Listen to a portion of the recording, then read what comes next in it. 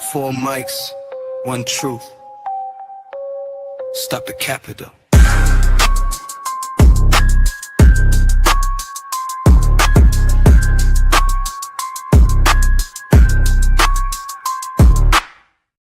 Four mics, one truth.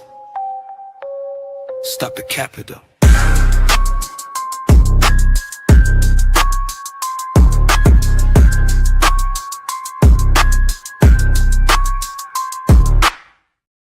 Four mics, one truth. Stop the capital.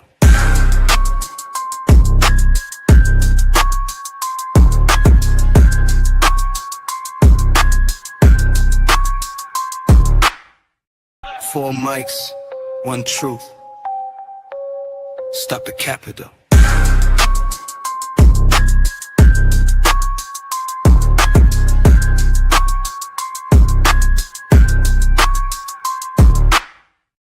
Four mics, one truth. Stop the capital.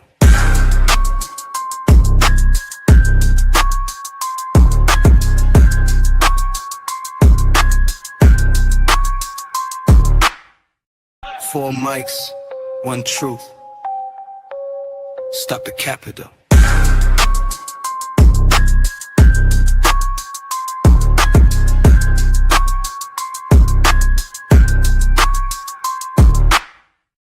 Four mics, one truth. Stop the capital.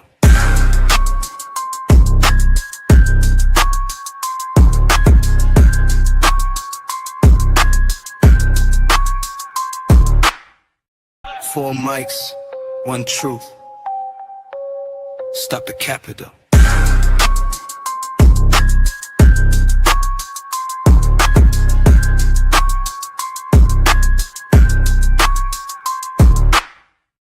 Four mics, one truth.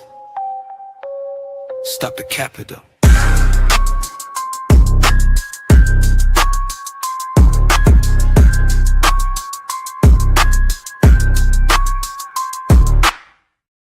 Four mics, one truth. Stop the capital.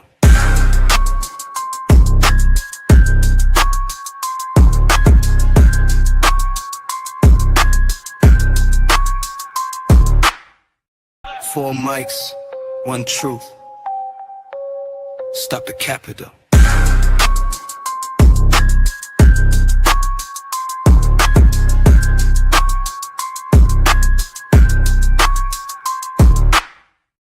Four mics, one truth. Stop the capital.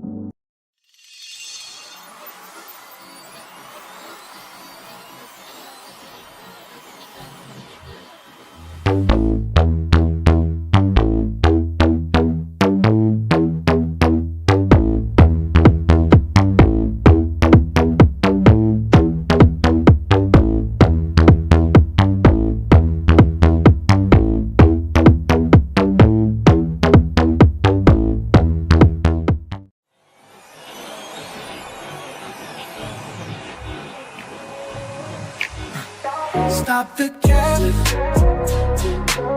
Say back. Stop the cab.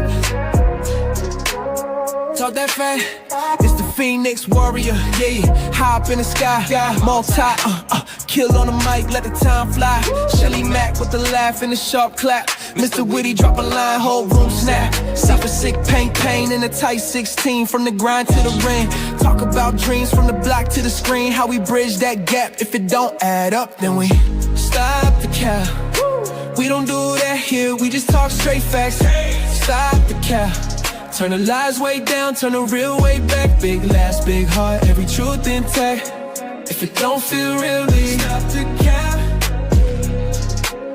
If it don't feel real, then stop the cap. Break bread, break news, break cycles. Turn scars into bars, make idols.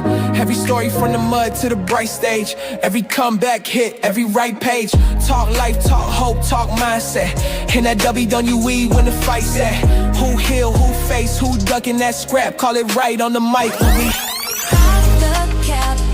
We don't do that here, we just talk straight facts. Stop the cap. Turn the lights way down, turn the real way back. Big laughs, big heart, every truth intact. If it don't feel real, then we chop the cap.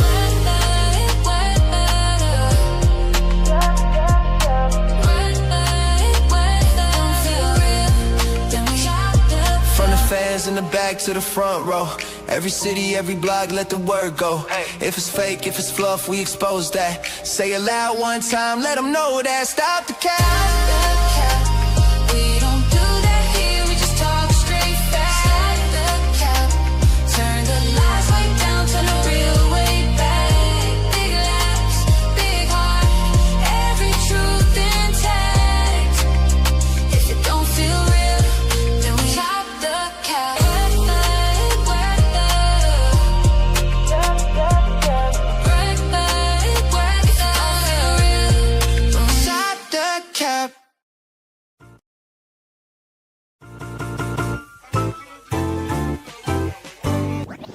Switch it up.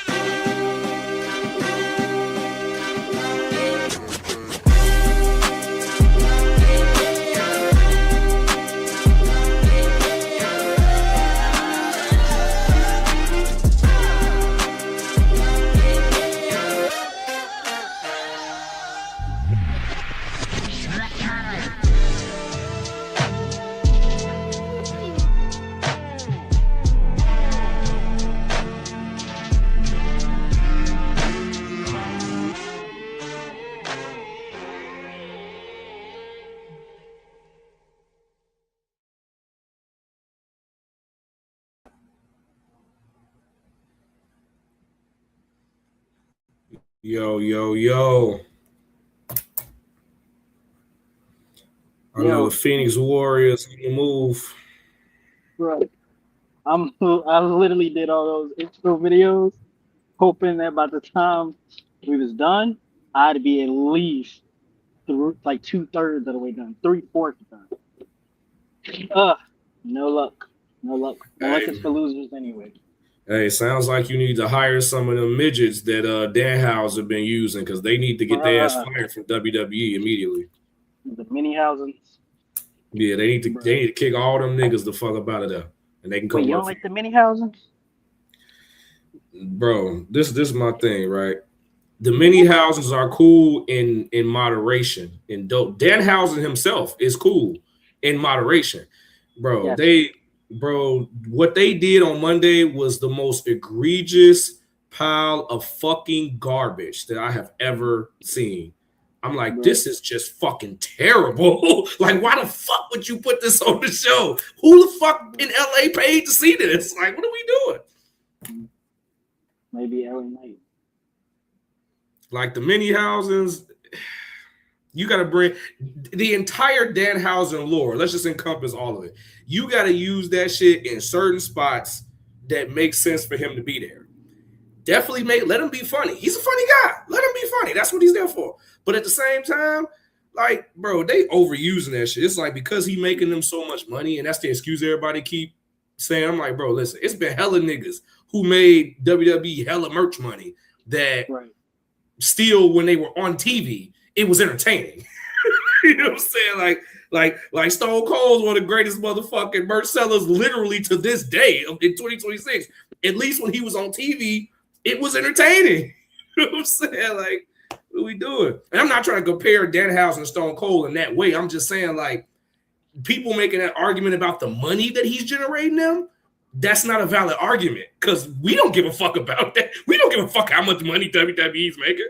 We not getting a cut of that. Yeah, not wrong. So it's like I was cool with Danhausen going to WWE. Let me be clear. Like I was all for. I been knew who that nigga was. I was all for him leaving AEW, going to WWE. I was even cool when he was at AEW. It just so happens that he didn't get as much screen time at AEW, but that ain't got nothing to do with him. That's across the board at AEW because it's just too many fucking people. Like he just got too many people on the roster. Like, there's no way to put all the people on TV. Yeah. It's worse than WWE. Like we can't get TV time for wrestlers in WWE. We super ain't gonna get it in AEW. It's just not enough time. It's just too many people, bro. So yeah. So what have you seen? I mean, not seen. You know the comic line for the House of M. You know that story? Yeah. Of course. Wanda says too many mutants or no more mutants or something like that. Yeah, she says she whispers no more mutants and wipes out like most of like I think it was like 90-some% of the population. Yeah, that's basically what AEW needs to do. No more talent, and just that's what WWE does on a regular, honestly. But yeah, it's becoming more common in WWE for sure. It's just I just think AEW got a worse issue because they have such a bloated roster. It's so many people. If you just look up the list of wrestlers that work there, they're under contract, you're gonna see a lot of names that you know and a lot of names that you don't. And you're gonna be like, none of these niggas are ever on television, bro. And even if you don't know the names, when you see their faces, you know their faces. You're like, oh, that's that guy, right? Where the fuck has he been at? You know what I'm saying? So it's just like, you remember how I asked a couple weeks ago, maybe even a month ago? No, it might have been like 2 months ago. I was like, where the fuck is Randy Orton? That was like one of my favorite angry ciphers. Oh, yeah. Because I was very, very, serious. Where the fuck is Randy Orton? Like, we have no answers. Right. They said he was injured. Well, at first they said he might be injured, but they didn't. Anytime Randy's been injured, they have been very explicit in telling us that he's injured, whether it was kayfabe or legitimate. It didn't matter. They would tell you that he's injured. We have heard nothing about that since the first time it may have come up. There's been no mention of this nigga since WrestleMania. That shit was in fucking April. What the fuck are we doing? Where is Randy Orton? But we were saying, and we noticed, like, he had slimmed down, like, a lot, but his back was, like, acting up, too, like, before the match even got started, you know? Like, he wasn't moving like himself. Yeah, and I get that because Randy has had long-standing back issues. So the thing that sucks about back injuries, and hopefully this will change someday in human history with the advancement of science, it's very difficult to even attempt to repair a back injury. Like even when people get like spinal fusion and shit. Yeah, even when they get the spinal fusion, it's only so much that shit does. Like you can damn near fix any other part of the body, any other portion of the skeletal system, like a little bit easier than the spine and the back. It's crazy. So and it's also crazy because like bone marrow is damn near like oil. You know, like that it's a commodity, like because of the cell regeneration that you can do with it to help someone else's, but it's like when it comes to your own body itself, you can't do it. Like you need extra bone marrow in order for that shit to kick in. Which is crazy. Bro, we would need our bones to be more calcified, but then if that happens, that shit would cause another issue because then it'd be like it would deform us. Like if our skeletal system became more calcified, like we would have to evolve extremely. We were just talking about mutants, right? I mean, yeah, it would have the next step in the human evolution. It would have to be a mutation that allows us to withstand and survive our bones being strengthened enough to where, that wouldn't be a thing anymore. You know what I'm saying? It would be like your bones would be so dense, your bone structure would be so dense that it would be much harder for you get a back injury or a spine injury, anything like that. You know what I'm saying? Like you'd have to fucking get hit by a damn Mack truck. You know what I'm saying? And that probably wouldn't even be enough. You know what I'm saying? You'd be alive and probably still wouldn't be that hurt. You know, like motherfucking Logan and Wolverine Origins. No, exactly. Like it has to be something of that caliber. So it's just like, I don't know, man. I just feel like Randy is just one example. Like I was, and the only reason why I was so angry about that was because I'm like, okay, this story that we all been waiting on got ruined. Not because of us, or not because even I can't even put that one on Triple H. That was on fucking TKO. That was Ari Emanuel when them did that stupid ass shit. Okay, cool. Yeah. Y'all ruined this story that we've been waiting on since Cody even got back. You know what I'm saying? Which was 5 years ago. So you ruined that. And then he damn near kicked the man out his fucking socket doing a move that's been banned for years that we all love, but this is why it was banned, because it just, you know, niggas be out of practice with this shit, nigga, and he's almost killed this nigga. But we was like, all right, fuck it. We could lead into the story with that. And after he damn near kicks this nigga head off his shoulders, his socket, he just disappears off television. We literally see the ending of WrestleMania night 1 with this nigga standing tall and Cody just sitting there fucked up, and we never see him again. We never see him again. Cody's face is completely healed. Never saw that nigga again. So, okay, cool. That was why I was so angry about it. But, yeah, if he's hurt, I get that. Just fucking tell us that. Like, I don't understand what's so hard about communicating that. Like, you've done it before. I don't understand what's different funny now. As hell. You sound like you're talking to like somebody like you know in real life. You're like, what's so hard about communicating that you hurt? Funny as hell. Like real shit. Like, just tell me. I be telling you. Sometimes you be having a reaction of that Loki gift, and he be like, tell me. Yeah. No, because I feel that shit. I really want to know because at least if I have knowledge and confirmation of what's happening, then I don't have to be so frustrated not knowing. Like, it's just like not knowing is confusion is angering for me. I've never liked being confused, even as a kid. Like that, I would get frustrated very easily when I was confused and stuff. Confusion is of the devil. Yeah, that's what I'm saying. So it's just like clarity is what I see. But even outside of the Randy Orton thing, like it's just a lot of talent across the board in the business period, regardless of where they work at. It's a lot of talent that's just not getting used, man. They just not getting TV time. And I don't think it's like, I mean, maybe within the business it is, but from a viewer standpoint, it doesn't appear to be one of them situations where it's like, oh, all these people are so trash, or they're not draws, or whatever the fuck, and that's why they're not getting used. It's like, it's almost like it's some other shit going on. Like it's just all political. Like I feel like a lot of the reasoning is that they want to try to they playing keep away. You know, like as long as we got you on contract, you can't go to the other place, type shit. And we don't, you know, because sometimes like Cody. Yeah, they hoard them from their competition. Cody built like AEW, but nonetheless, he was gone and was able to become a greater superstar than anybody ever would have just flat out anticipated. You know, like nobody saw Cody be WWE champion. Came one of the biggest stars in the world. Right. Like he was never even AEW champion at all. Like he did not hold the AEW championship, but he come to WWE. I know because he booked himself in that match where he could never challenge for the title again. Well, and then he lost, and he was never able to challenge for the title again. Which he talked about that. It was his idea because he was obviously in part of the creative over there because of his position. But he didn't want to be like Vince when Vince like made himself WWE champion. Yeah, and I understood that, but again, Vince ain't the only motherfucker that did that. Hell, Vince Russo did that shit in WCW. Now, granted, not to say it was a good idea for Vince Russo to do that, but what I'm saying is that at the very bare minimum least, there was some type of story with that.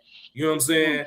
It might have made people pissed off, but I mean, he was a heel character, so he was supposed to piss people off. I'm not going to sit here and try to sell you on it being like one of the greatest storylines WCW, but I at least understood the rudimentary base concept of what the fuck he was trying to do.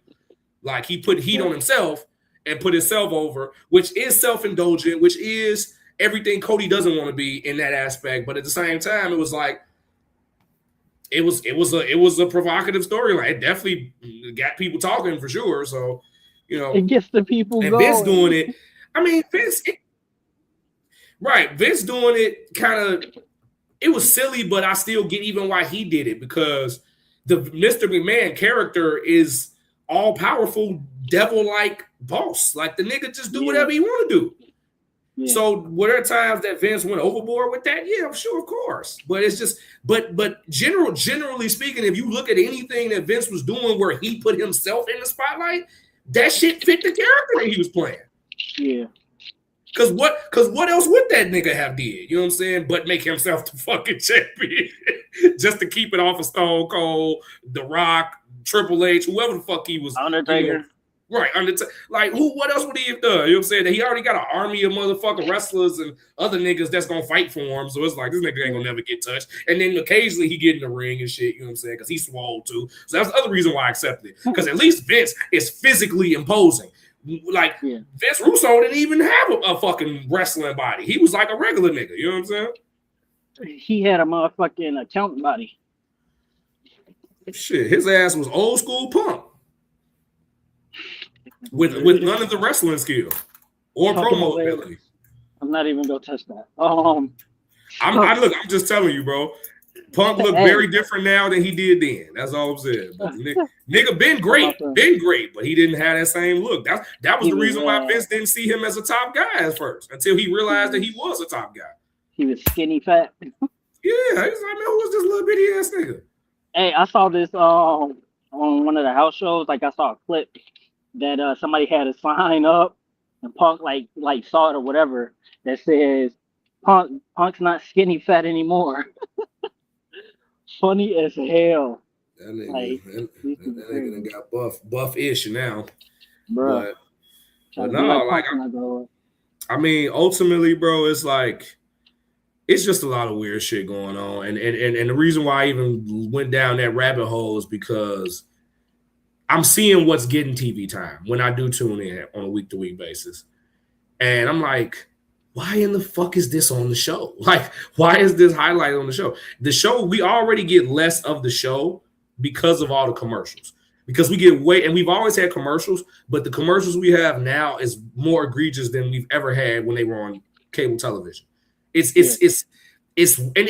least then they was doing what AEW be doing most of the time, because they kind of do this shit sometimes too. Because I watch that on Max when I have my subscription, which I have my subscription now because I've been watching House of the Dragon.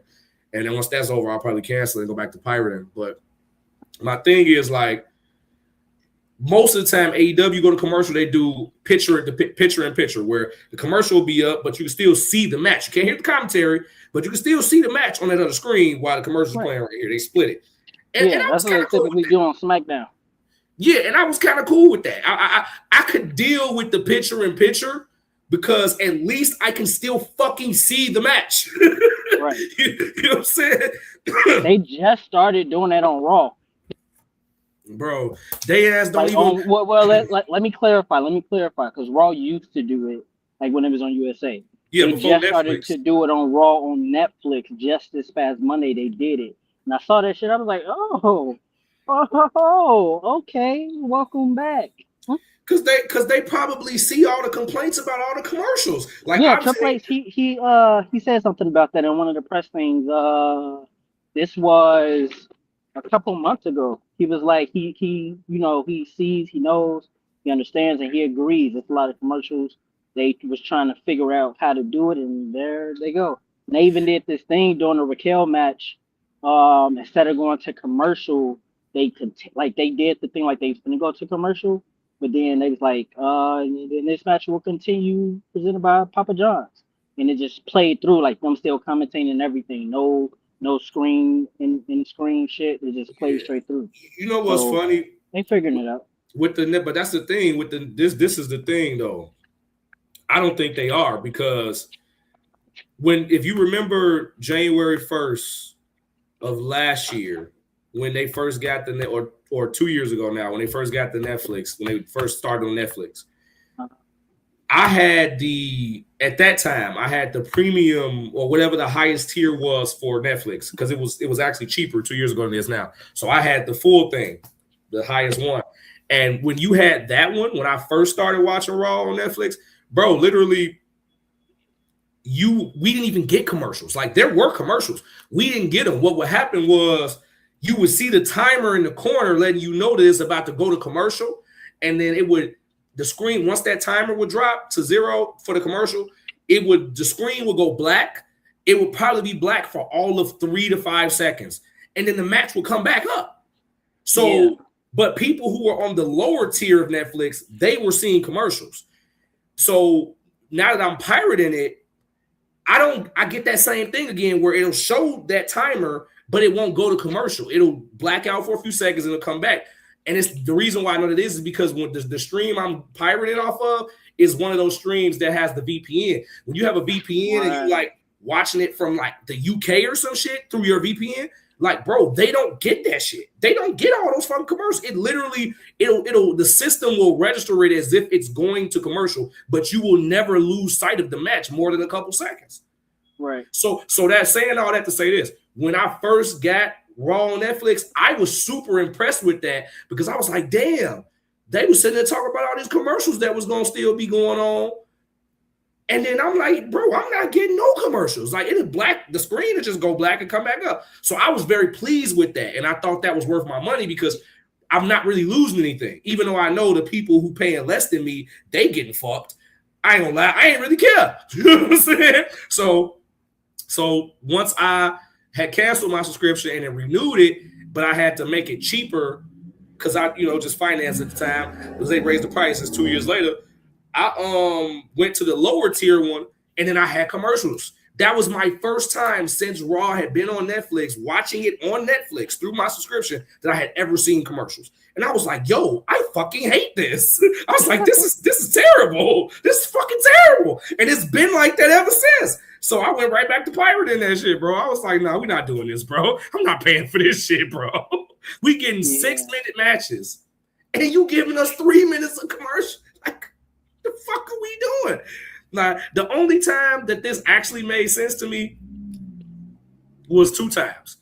It was one time when recently, actually this past Monday, boy, when they cut off that promo from the Vision and Maxine Dupree, bro, I was so happy. I was like, thank fucking God, bro. Because why the fuck is the Vision getting 3 segments on Monday Night Raw? Man, fuck the Vision.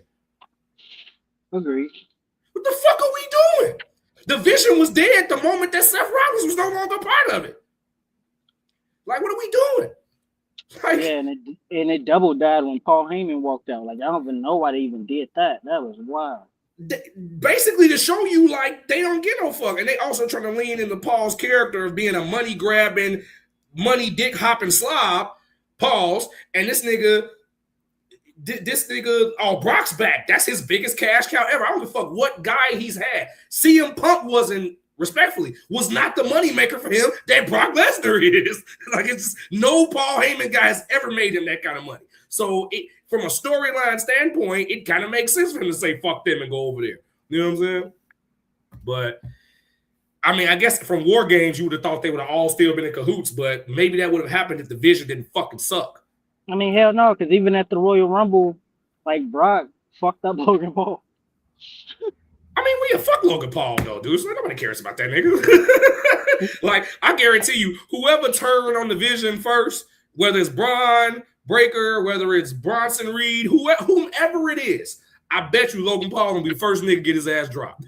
Guaranteed. Mark my words. Remember I said this. Clip this shit. Because fuck Logan Paul. Seriously, fuck that guy. No one likes Logan Paul. He's a great performer, but fuck dude. I don't care how good he is. Fuck that guy. Seriously. But the Vision as a whole is just it's just the shot. It's just bro, this is like worse than the Judgment Day. Like this is, and the Judgment Day has been the Judgment Day in reality. A lot of people ain't gonna say this. The Judgment Day has been fucking dead since the original Judgment Day. They've just been plugging and playing people. And to be fair, it has gotten some people over. It's gotten them heat. and kind of enhance their star, so to speak, like Raquel or JD or I mean Finn was a good fit because he was in the original group. But it's just like, man. I mean, okay, of course, it obviously put Dominic on his trajectory, but bro, I don't care about Dominic Mysterio, bro. I have never cared there about are a lot Dominic. of people who do. Yeah, and these are people who I understand. Like, bro, listen. I'm not gonna take nothing away from Dominic's in-ring ability. Dominic is the son of fucking Rey Mysterio. Of course, he's gonna be great in the ring. Like that would be atrocious. It would be like David Flair, which is still like one of the biggest disappointments of my life. That his ass was not that. You know what I'm saying? His daddy is Rick. Like it's just crazy. But I doubt that something like that would happen continuously. That's why I was like, I don't expect Dominic Mysterio to not be who he is in a ring in a match. What I'm saying is, when they started his character, he was a bitch. When he first got beat the fuck up by a woman, by heel Rhea Ripley, he got made into a bitch by a dominatrix wrestler bitch. He's never stopped being that bitch. Even when he turned on her, and it was a great story beat, sure, absolutely. But ultimately, because it made sense because she had basically abused him the entire relationship. Get it? Yeah. I'm with you. Yeah. But when he then turns on her and goes to live, even though she doesn't mistreat him and she treats him like he that nigga, he's still a bitch. Like it's bro. It's just not doing it for me. Like I get that he's over with other people. He's not over with me. I could give a rat's ass. The only thing I like about Dominic Mysterio is his fucking interest music. That's about it. Other than his interest theme is pretty awesome. Other than that, couldn't give a flying fuck about anything that he's done or doing. It's just I just don't care. Like there's nothing about his character that makes me like, oh yeah, man, dirty Dominic Mysterio. That nigga only got a shout out on my album in a bar because it just fit what I was talking about. Other than that, I wouldn't even say that shit. I remember my homie heard that shit on Burberry Lucha Mask. I say I ain't dirty Dom, but got a dirty bomb. Frog splash in the pussy with my jewelry on. So if it had not been me doing the whole frog splash in the pussy line, I wouldn't have even said that to set that up. You know what I'm saying? So it was just like, it didn't make sense for me to say Eddie Guerrero could rest in peace to the great because I just did it just didn't fit at that time. Yeah, and then, but the whole dirty Dom aspect of it also makes it an innuendo as well, so it works. Yeah, exactly. So so it was like it was perfect for that setup. And lyricism, ladies and gentlemen, lyricism. Look it up. Yeah. And that's my other thing. I think this is the main thing I hate about Dom, more so than them making him this snivelly bitch character, right?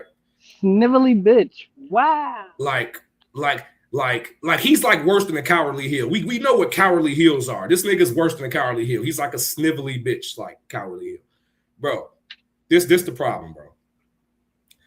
Them trying to make him emulate Eddie Guerrero is problematic for me.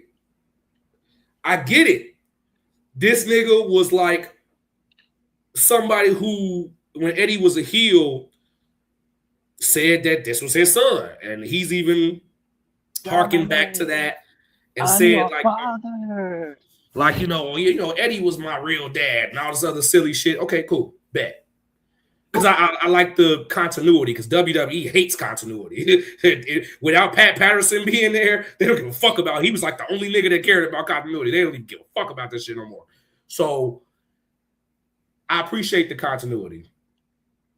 The problem being, and I'm glad the topic of tonight generally is sacrifice, because I'm about to loop into that. Uh-oh. Okay. They are sacrificing a piece of Eddie Guerrero's character legacy. Not his whole legacy, just the character.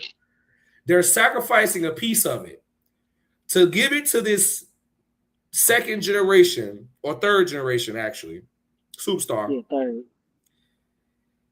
Who has ties to Eddie for sure, 100,000%. But it's like, bro, we can't just keep doing this. Like, we cannot just keep trying to recreate greatness that already existed. We have to do something new, at least for people like me. There, like you said, there's a lot of people that like Dom. They don't give a fuck. They just like I say, people take the slop that these niggas get them every week. I'm not one of those viewers. Like, you can't keep doing that. I might let you get a pass for a little while. And I gotta like the character for that. I never liked his character. Even when he was a babyface, I didn't like his character. So he had no legs to stand on me. And then y'all make this transition, which I accepted because from a story standpoint, it at least made sense. I was like, okay, I get why y'all did this. But it's like, bro, do something else. Like, what the fuck are we doing? Like, what's the next layer? What's the next layer to his character? The nigga gonna start driving low riders out there every fucking week? They already have him randomly pull up in low riders and shit with Liv when they want to do the stupid ass walk into the building scenes. Like, come on, bro. Like, what the fuck are we doing? How much more shit are you gonna take from Eddie? Oh, I got the shit in the boot. Oh, I untied my boot. And he tried to put me in the ankle lock and it took my boot off. Like, come on, bro. Oh, I hit the ground with the chair so the ref with his back turned could hear it, and I threw it to them, and they stupid ass catched it, and then I fell out. Bro, we saw that shit 15 years ago. It was cool when Eddie did it for the first time on a couple. Like, why is this supposed to still be cool? Just because it harkens back to that? Bro, we could go watch we could go watch WWE Vault on YouTube. We want to see that shit. Like, it's the same fundamental problem I've been saying. Hollywood, pro wrestling, music, entertainment at large, art at large, they have sacrificed the soul of art. They are so creatively bankrupt that all they can do is redo shit. And I'm tired of that shit, bro. I'm not entertained by any of this shit. He say, are you not entertained? No, nigga, I'm not. I'm not entertained. Y'all have sacrificed my entertainment just for an easy win. I just can't. I can't get jiggy with this shit, bro. I can't get jiggy with this shit. This shit is driving me nuts. Like, I'm telling you, I say this every week. This is exactly how I used to feel when I stopped watching wrestling the first time. It was like it went from me just loving this thing, just being obsessed with this thing, being excited to get home. And I was at 8 o'clock yet, or I was at 7 o'clock yet. Like, to just, I don't even want to see this shit no more. You know what I'm saying? Like, and I'm very close to that. I'm very close, bro. And I'm not happy about it. Please know, everybody listening and watching, I am not happy about this. It's just, they're not helping me. They're not helping me. They're not giving me anything to care about. Yeah.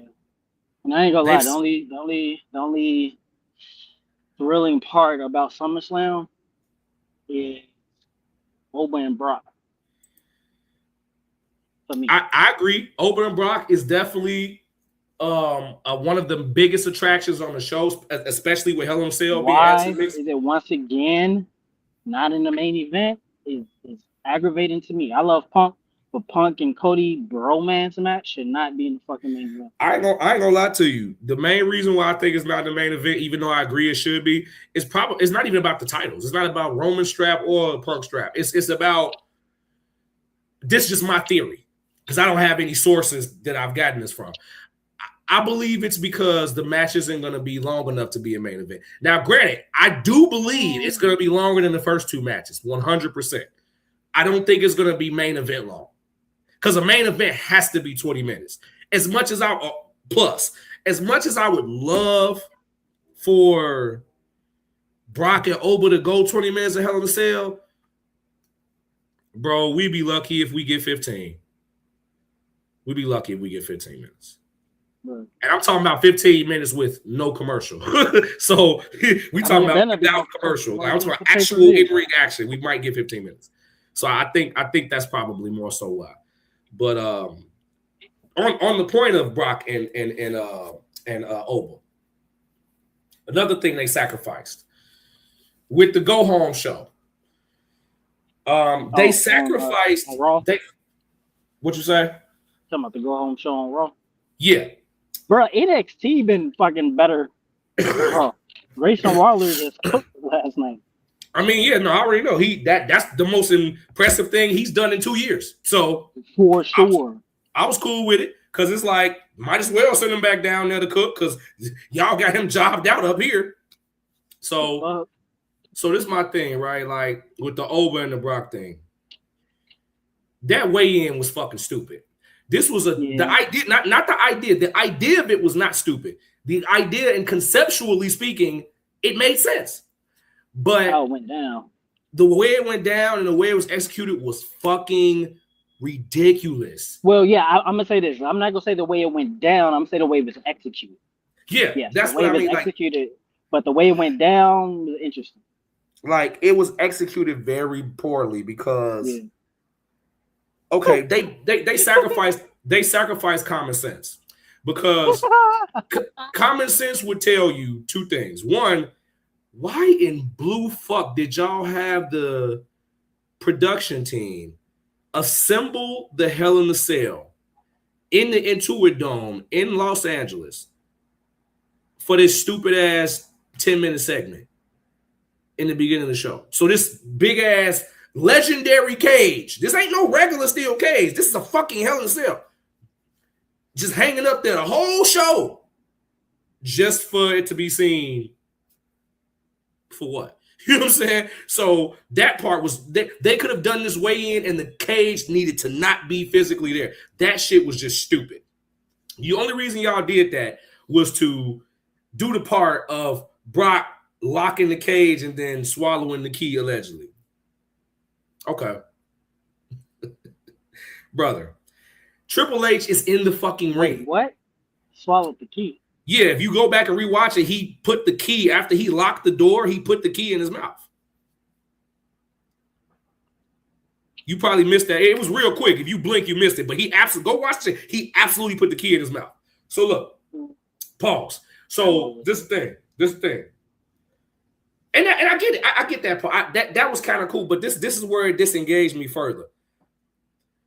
Triple H, who is the boss essentially, and the general manager Adam Pearce, they're in the ring. So we have the corporate execs in the ring with all these police officers, and now they're all just trapped in the cage. And you know, Brock's circling it, and Paul Heyman got his microphone cutting his promo, saying the same fucking shit he been saying. Like, I love Paul. Paul is a fucking wait. I gotta cut you off, bro. Paul Heyman saying what promo? The mic was cutting out. I was finna get to that. So look, bro, that happened 2 times with 2 mics. He had to get 3 mics before he could finish the promo. So that was embarrassing. That wasn't even stupid. That was just embarrassing. As a sound, I don't even like calling myself a sound guy or a sound tech or sound professional, audio engineer, none of that shit. Anywho, I don't even like doing that shit, bro. I was looking at this like, what? WWE. Whenever y'all have an event, hire me. Bars. Nah, real shit, because I was confused. Especially since they was in the Intuit Dome, because that was where they launched from with Netflix. And the first day, just about everything was perfect. I remember that Raw because that was one of the best Raws to me. When the first Raw on Netflix was fucking amazing, and everything generally production wise and show wise, story wise, it was all good. That shit was 5 stars to me. So I was even more confused that they back in the Intuit Dome and then the sound was fucked up. But whatever. Right. So he didn't even really get the promo out, but he was trying to do the promos. What I'm saying, but even with what he was trying to say, it was nothing new. It was the same shit he'd been saying, bro. Like, you done came out here for weeks saying this shit, bro. Like, y'all not even trying. This is one of the best promo guys in the fucking universe, and you're not even trying. It's like, what are we doing? So then you get past that part, right? And hear him and Oba on this side of the cell, blocking the outside. They face to face. They flipping each other off. That was probably the coolest part. Was them both summoning their inner Stone Cold Steve Austin. That was probably the best part. And if it was just that, I probably wouldn't even complain. This is the other part that's stupid, though. This is the actual part that makes 0 sense. Why I say they sacrificed common sense. Remember, I mentioned Triple H and Adam Pearce was in the ring with the police officers, and they're the bosses. Bro, the cage door is locked. Cool. Lift the fucking cage. Bro, yes, that's What are exactly you what I was doing? thinking. Lift the cage. Tell them to lift the cage. You What can't Brock jump did was in. just what Brock My did goodness. was just pointless. So if we was gonna do all of that, I would have been cool with Triple H looking at his ass and then looking at Oba and be like, grabbing the mic and would have been like, "Hey, lift this motherfucking cage up." You see what I'm saying? Like, They literally then we could have could been have had singing the all. motherfucking what's the song from Dark Knight Rises? Lift him up, up, Yeah, lift him up, up. literally, and then they could have had all the police officers flood out of the ring to try to get in between Brock and Oba because clearly, as soon as it came up, Oba was going to attack. That would have made sense. That would have made all of that shit come together at the end. It would have tied together to make it make sense. Versus him being stuck on one side of the cage that he's not really trapped in, even in kayfabe, and then he just takes his rage out on the motherfucking the cops. And I'm like, bro, how many weeks are we gonna watch Oba beat up fake cops? Like, I'm not understanding why we keep doing this. And then two, it might as well just be the regular WWE security guards. Why I gotta be cops? I'm not understanding this thing. Right. Stop having people fight cops because what it's gonna do is it's gonna have motherfuckers in their head in real life thinking they just fuck up cops for no reason. Right, that's what I'm saying. If it's a security guard, I'm like, you shouldn't fuck up security guards either, but that's a better situation than a cop. So it's just like those parts piss me off, bro. I was sitting here watching this shit at the very beginning of the show. I was just like, God, what are we doing, bro? Like, this match is gonna be great, just like the first two, but it's just like, what are we fucking doing, man?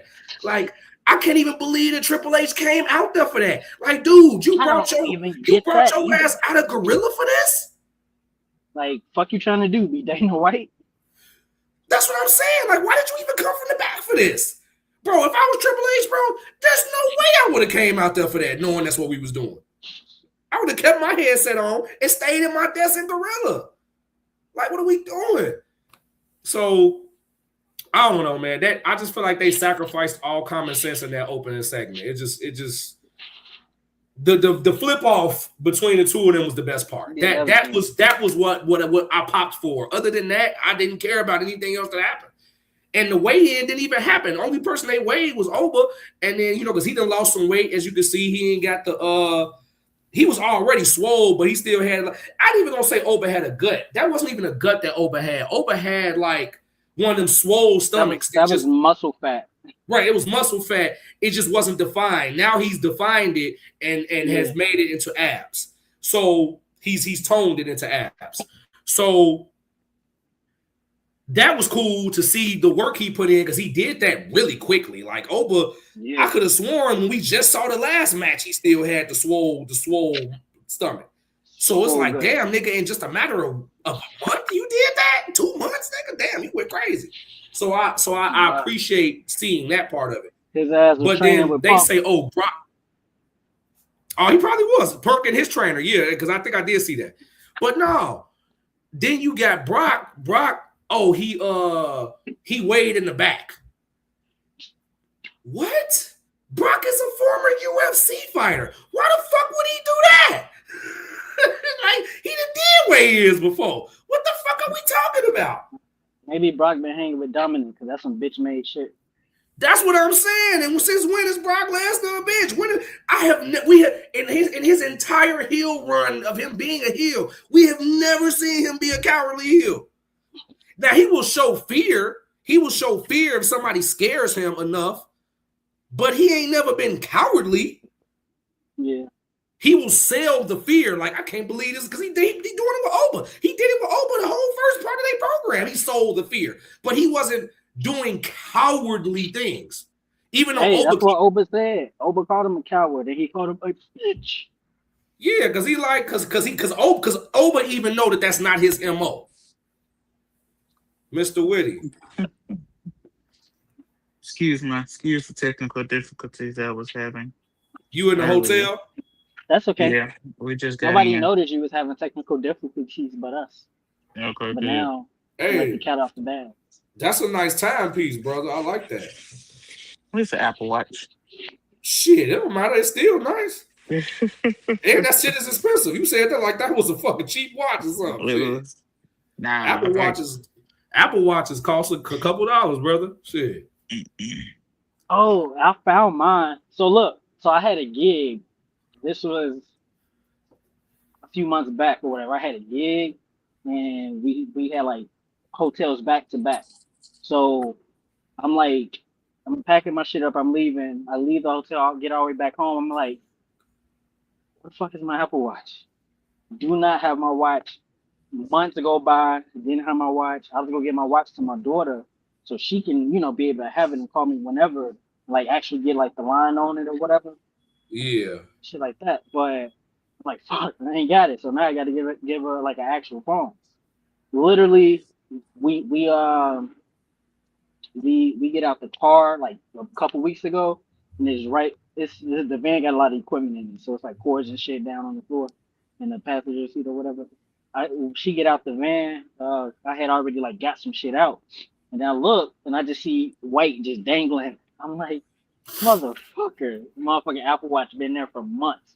I'm like, them people glad that I didn't get the cops on their ass, come there and become a Karen in that bitch. They so glad that I didn't do that So because I'm I was coming to that get close my to doing shit. it. Yeah, I was that close to doing it, but then like I had went to church and pastor was preaching and the message was let it go, and I was like, the only thing you can be talking about is the watch, sir. That's the only thing. That literally is the only thing. So I let it go, and then lo and behold, look at God. I just want to Mm. say that. Okay, wait, come back real quick. Turn sideways. Why? I'm trying to show you. Turn sideways. Okay, now you got your hands right there. Put your hands on your chest and go straight down. I don't know what that means. Trying to show everybody that the stomach you be dropping on these hoes. You funny as hell. Not the stomach you be dropping on these hoes. And Yeah, you just remind me of that dude that be on the internet drop dick off in a bitch. yeah, Drop dick off in her. yeah. I don't know I what that mean, means. no, I mean, don't worry. I don't even. Look, Kill. It's another way What? of saying drop dick off in a bitch. I forgot dude's name, but salute to dude in there. He been funny for like 5 years with that shit. That's Bruh, some shit that ain't never get old. That shit is funny, you but haven't. Bruh, but I bought me some new shoes today, by the way. Some more new oh, good shoes. shit. What Uh, you get? Look, I literally oh, just got these so I could fuck them up because we had movies in the park. That's what I'm doing, ladies and gentlemen. Packing up for movies in the park. It's October 3rd because clearly they played Mean Girls. so But, like, uh, I just had to get these so I could fuck them yeah. up because I had my white and red ones. I didn't want to mess them up. So I'm like, let me get some plain blackies this time. Hey, Fuck it up. be like Just that DoorDash. sometimes. Just DoorDash. DoorDash what? I ain't nobody talking to you. Oh, I thought you meant to DoorDash some shoes. I wish Foot Locker No, would. no. Well, you know what you can do is Apple pay me my money. Oh yeah, that's today. I will do it. I will do it. After I pack up. Tell the people why and what money that I'm Apple paying you. So, ladies and gentlemen, Akil took it upon himself to make a bet with me a few Cunt. weeks ago as to how SummerSlam would be booked. The main event would be booked this weekend. Stupid cunt. I believe he said that it would be Brock and over Sunday night main event because Brock is in his hometown and they gonna let him have the spotlight Well, like that. home state. Home state. Home state. And I was like, no, no. Obviously, the bigger story is Roman Reigns You versus didn't Seth say no. Rollins. You was like, nah. No, no, yeah, nah. Okay. And I was like, obviously, that's gonna be the biggest story is gonna be Roman Reigns and Seth Rollins. And he was like, "You want to make a bet?" I was like, "Oh, he's challenging me yet again." I see. Human He monies. was already 1-0. He got You ain't quiet when gotta I said that 1-0. you ain't gotta say all that. Don't put my business. Oh, okay. And so he was like, let's bet some money on it. On how the show gonna be booked. Oh, well, okay. How much you trying to bet?" And now he picked the number. I just agreed. He said $300. I said, oh, you got spare change to throw out here to the nigga. Okay, okay, Thank the go right God I walk ahead around then. with 3 stacks and I ain't talking Andre Uh, 3000. Okay, So lo and behold, come what it was this past Monday, Tuesday. It had to be Monday, Son of a bitch. and they posted the booking of Saturday night. And Son guess of a who was the bitch. main event? Rock it over. Like I said. Wait, are they the main event? I thought they said Punk and Cody was the main event. Oh well, regardless, he ain't the Or are main they doing event. that dumb shit when they saying one of the main events? I don't know. I don't remember. I could tell you who the main event Hey, of Sunday night is. Stupid. well, look, they honestly, bro, with them do when they got cards lined up like that to like stack. Okay, because let me say this before. Let me preface what I'm gonna say. The card is really good in comparison to the Mania card. Mm-hmm. Interesting. But the thing is this, though, right? Mm-hmm. One thing AEW does do well is when they have those co-main events. So most of the time. So when you got a situation like Cody and Punk for a title, for the biggest title, when you got Roman and Seth for the second biggest title, and then you got Oba, Femi, and Brock Lesnar in a Hell in a Cell match, that's like a triple main event if it was one night. Yep. If it's two nights, then obviously you can split it up. But I think that at least on one of them nights, it should have been a double main event. Like it should have been shared. This is not Mania. Like I understand the main event spot matters so much at Mania. Bro, it should not. SummerSlam's the second biggest PLE, granted. But bro, it's still not Mania. At the end of the day, it's still not Mania. So I don't think that Brock and Oba being anywhere other than the main event makes sense, but that doesn't mean they had to sacrifice the other two main events either. Like I just feel like that was something they could have taken from AEW and made that make sense, especially since Brock and Oba's match isn't going to be as long as Punk and Cody or Roman and Seth. And that's what I was just telling Multi before you got on here. Like, I'm like, I think that's the real reason that they're not in the main event, Oba and Brock. It ain't got shit to do with the straps being on the line and the people who in the matches.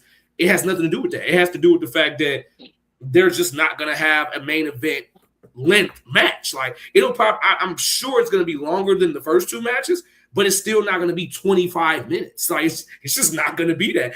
Lord knows I wish it was. It's not going to be 25 minutes. So you can't put it in the main event as the main event when it's going to probably go no more than 15 minutes. And that's and that might be with commercial. I'm hoping that's without commercial, but that's probably with commercial. I mean, it's pay-per-view. They don't do commercials. Hopefully. I don't know. Shit. Yes, the fuck Never they know do. I mean, not like in mid-match commercials. It's not the same, but bro, I'm telling you, ESPN, bro. I'm telling you, it's man, bro. This era we live in is fuck. This is terrible. This is fucking terrible, bro. Pay-per-views didn't do commercials. PLEs when they was on Peacock, maybe, but I'm No, they had no commercials on Peacock. No commercials on Peacock. Maybe I'm losing my mind, so I'm not even gonna say I'm not, because I honestly don't remember everything because a lot of this shit has just been such AI slop that it's just like I think I'm purging it from my brain as it happens in real time. So you might be right, but I know for a fact when they did WrestlePalooza, which the second one's coming up real soon, bro. I know for a fact, it was absolutely commercials on WrestlePalooza, absolutely, because that was one of the critiques of that shit. It was definitely commercials on that shit, definitely. Wow, just not looking forward to another WrestlePalooza. Yeah, I mean.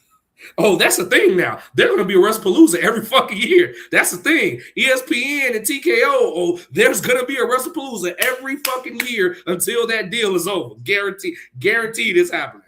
Nowhere around it.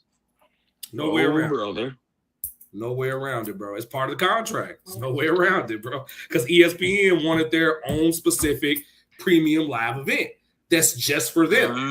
And that's why TKO gave it to them. They gave it to them. So sons of bitches. So it'll be coming up soon. WrestlePalooza will definitely be on the horizon very soon. Mm-hmm. I think that might be the next major show after SummerSlam is WrestlePalooza. So I caught a little bit of what y'all talking about. I'm sure I am 100% sure that Cypher was pissed with that Brock over interaction. Oh Yeah, yeah, we the were hell just in the talking about cell. that.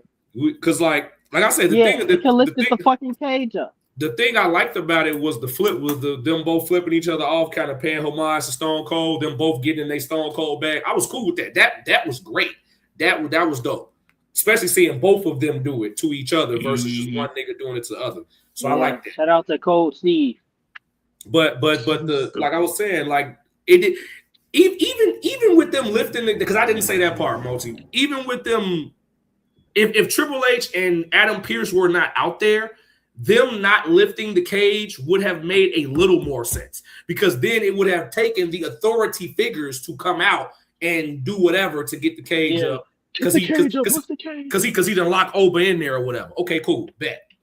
The fact that they were in the fucking ring, just standing there, when it would have taken a tenth of a second for Triple H to grab a mic and be like, "Hey, lift this motherfucking Not even cage just up." that. What could have happened was Oba literally could have grabbed like Triple H could have stepped out the ring, yelling at Brock and Paul Heyman through the cage, while Oba in the ring grabbed Pierce. He'd be like, "Open the cage, lift it up now." And then I don't know why I sound like Arnold Schwarzenegger. I would have Yeah, even I said don't know that. what that was. I would have even no, I ain't gonna lie. When Oba be pushing out certain parts of his promo, he do kind of channel a little Schwarzenegger. I ain't gonna lie. It's just a little bit. It's not a lot. It's just a little bit. He channels Schwarzenegger. No, because I've heard that shit. I'm like, no, that sounds like Arnold. Just a little bit. But like Arnold, is that you? But not generally. Not like his whole thing. Not his whole thing. Nah. But I like that. Even that would have been acceptable. I think that's a good sacrifice. That's a good trade-off. Hey. Like, if Triple H is getting out of the ring and he's pissed at Brock and he pissed at Paul, like, you locked us in here, and then Brock took the key and swallowed the key and all this other bullshit. Like, okay, if he's mad at them and he's focused on them, and then Oba is focused on Pierce, who we already know Pierce is terrified of this nigga, I bet.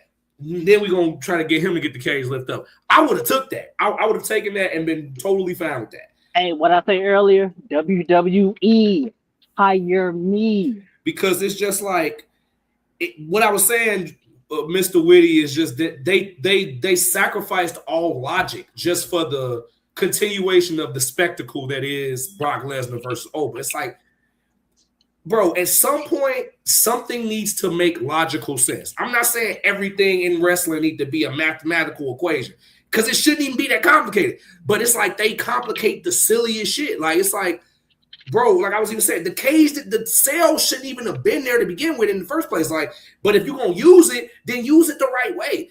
But I personally didn't see why they even made the production team put that together for it to hang over the ring the whole night.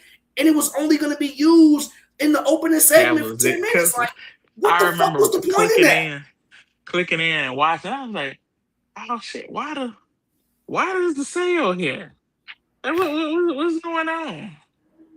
Why is this here? And then what they really could have, go ahead. No, all I was gonna say was they could have even saved it to the end. If they had did that as the closing segment, then it would have at least made sense of why the cage was there, because it was there the entire night waiting for that. Yeah, ominous, just or have somebody else to use it in the night. Because look, I ain't gonna lie. After that would shit have been was interesting over, at least. I forgot that the Hell in the Cell was still there. I did. Honestly. That's what I'm saying. That's what I'm saying. The only people who knew that was the people who was in the Intuit Dome, who was there in person seeing this shit hang over the window all night. Maybe they did. They probably forgot about that shit too. Brock could have had Oba could have had a Kane moment. Remember when Kane debuted and tore the door down? Yes, they could have did That's something what I thought like they that set it up for him to rip the fucking door off. I think he's gonna probably do that at the pay-per-view. I mean, at the PLE. I think that spot will still happen in just a different way, because I could totally see Oba doing that. So I think they were to save that spot, but I wouldn't have been mad at it if that had happened, because at least if any of y'all suggestions y'all just made had happened, it would have kind of made more sense, and it would have been entertaining. The only entertaining part of that segment was the end when they flipped each other off. That was the only part I liked out of the whole 10 minutes I watched that shit. I say this is crazy. And I got Obafemi and Brock on the screen. Like, I've never seen them two on the screen together since this started that I didn't enjoy what I was watching. This is the first time. This is the first time I was like, what the fuck is they doing with this? And this is before their biggest match. This is their biggest match. This match is bigger than the Mania match because it's a Hell of a Cell. This ultimately is bigger. And it's the tiebreaker match. So it has to be bigger because they both are 1-1. This has to be the culmination of the feud. So it's like, if anything, it's making Brock look more of a bitch. Like, and that's what Multi was saying. I'm like, when the fuck have we ever known? Look, Brock has been a heel. But that's the thing. He on his way out. It's showing that he's scared. But that's the crazy thing, right? This is my thing, right? I think there's a difference. I agree with you. But I think it's a difference. Like, that's what I was telling Mochi too. You can show Brock is good at selling the fear when somebody actually can put the fear in him. It's only been a few people throughout his career. Goldberg, that boxer or wrestler dude, UFC fighter dude. Yeah, I forget. I know who you're talking about. I was just thinking about him the other day. I forgot his name. But right, we know who you're talking about. Him, fucking Taker at one point. Vasquez. Yeah, Vasquez. Vasquez, right. So there's only a few people, and obviously Obafemi most recently. So he's good at selling that and showing that he has fear. But even when he was showing his fear with all of those people, he wasn't technically a cowardly heel. He was just showing that he actually was intimidated. Right. He wasn't really a coward per se. They are trying to lean into making him a cowardly heel for this. And I'm not mad at it, but I just don't see the point when it's like Brock has sold fear before and still wasn't a coward about it. Because you can be scared. You can be scared of a motherfucker and still not be a coward. You can fight a motherfucker you scared of all day. I can hear the arenas now. Brock's a bitch. Brock's a bitch. Brock's a bitch. Brock's a bitch. Yeah, they'll start that chant in a heartbeat. Definitely be interesting. So that's why I say, like, I didn't hate it, Mr. Woody. Like, I didn't hate it, but I didn't care for it. I'm like, it just don't make sense, bro. Like, especially to start the show with that. Usually when you start the show with Oba, it's at least gonna be high energy. It's whether it's promo, whether it's actual physicality. Typically a Obafemi segment at the beginning of Monday Night Raw is usually a good start to the show. This was not that, bro. This was not that. We actually look forward to that these days. Yeah, and I'm not gonna lie, it only got progressively worse after that. Like, that's another reason why I wish that segment had been last, because it only got worse. Everything that happened after that was just fucking even more atrocious than that shit was. But what made it so bad? It's not like he almost killed anybody. Shit, nigga, just hell that I ain't gonna lie. I didn't even like the segment with Roman and Seth. Like, it's just like they have done the bare minimum to sell this shit just because of who they are. And it's like, yeah, it's literally the bare minimum. Like, it's lazy as hell. In a different era of WWE, maybe even 2 years ago, I don't think that would have been that big of a problem because of who they are. Like, look, I'm finna liken this to Austin and The Rock. Like, this is like one of their rivalries, one of their build up to their rivalries. It wasn't a whole lot going on. I want to say it was their last Mania match. I want to say it was like built up to that. Like, it wasn't too crazy, it wasn't too hype. It was just like, this is our last one. And they was like simple as fuck with the lead up to it. And that's what this feels like to me. It's like, again, they got these bromance main events. Cody and fucking Punk, Roman and Seth. Like, what the fuck are y'all doing? You know what it is, Multi? They just trying to, like I told you, they just trying to get off the cards that they originally wanted for Mania last year. And pretty much, yeah. That's really all that this is. Okay. Like, I swear to y'all, if they had did these matches when they wanted to do them, we would have a totally different SummerSlam card. As far as the main event, we still have Brock and Oba, obviously, but the other main event matches, it'd be totally different. I thought that this would have been you and me at a Mania. Yeah. But it's just crazy because the matches are going to be great. Seth and Roman are incapable of having a bad match with each other. Cody and Punk, same thing. Like there's literally damn near they would have to purposely fuck this up for it to be bad. So I have zero expectation of it being bad. Just don't bring in Pat McAfee. We good. Exactly. They would have to purposely fuck it up. So I don't have any issue with that. I just feel like the Punk and Cody clash was inevitable, yes, and they have leaned into that and said as much, but it still got haphazardly thrown together with the way that they got there. It wasn't the worst. Definitely wasn't the worst path to get there, but it wasn't the best one either. And the path they would have taken last year would have made more sense, but we all know how that went down because Seth did the stupid shit. And then same thing for him. Seth doing that stupid shit robbed him of what would have made more sense because I still stand on this. As great as a match as it was between Roman and Punk for the title when Roman beat him, bro, that win for Roman would have been so much more significant had he beat Seth Rollins for the title when Seth had the title. It just would have been, especially considering that Seth had the title at that time from screwing Punk with the motherfucking with the Money in the Bank briefcase and faking the injury. Like all of that, knowing that Punk had the title for 5 minutes, and then motherfucker Seth came and stole it and went to the top and did the legendary swing, and like all of that leading into a Mania main event with Roman, and then you have that. And then Roman is the babyface and Seth is the heel, and he beats Seth for the title and finally beats Seth in a main event match for a fucking title. Bro, all of that would have been worth so much more. So much more. WrestleMania 31 would have kind of been like erased, so to speak. That's what I'm saying. That would have been his redemption. Now he's going to get his redemption from a nigga who ain't even the champion. You already a champion. So now you beat him, and that's your redemption. But you didn't win anything. You just won the match. You didn't win anything.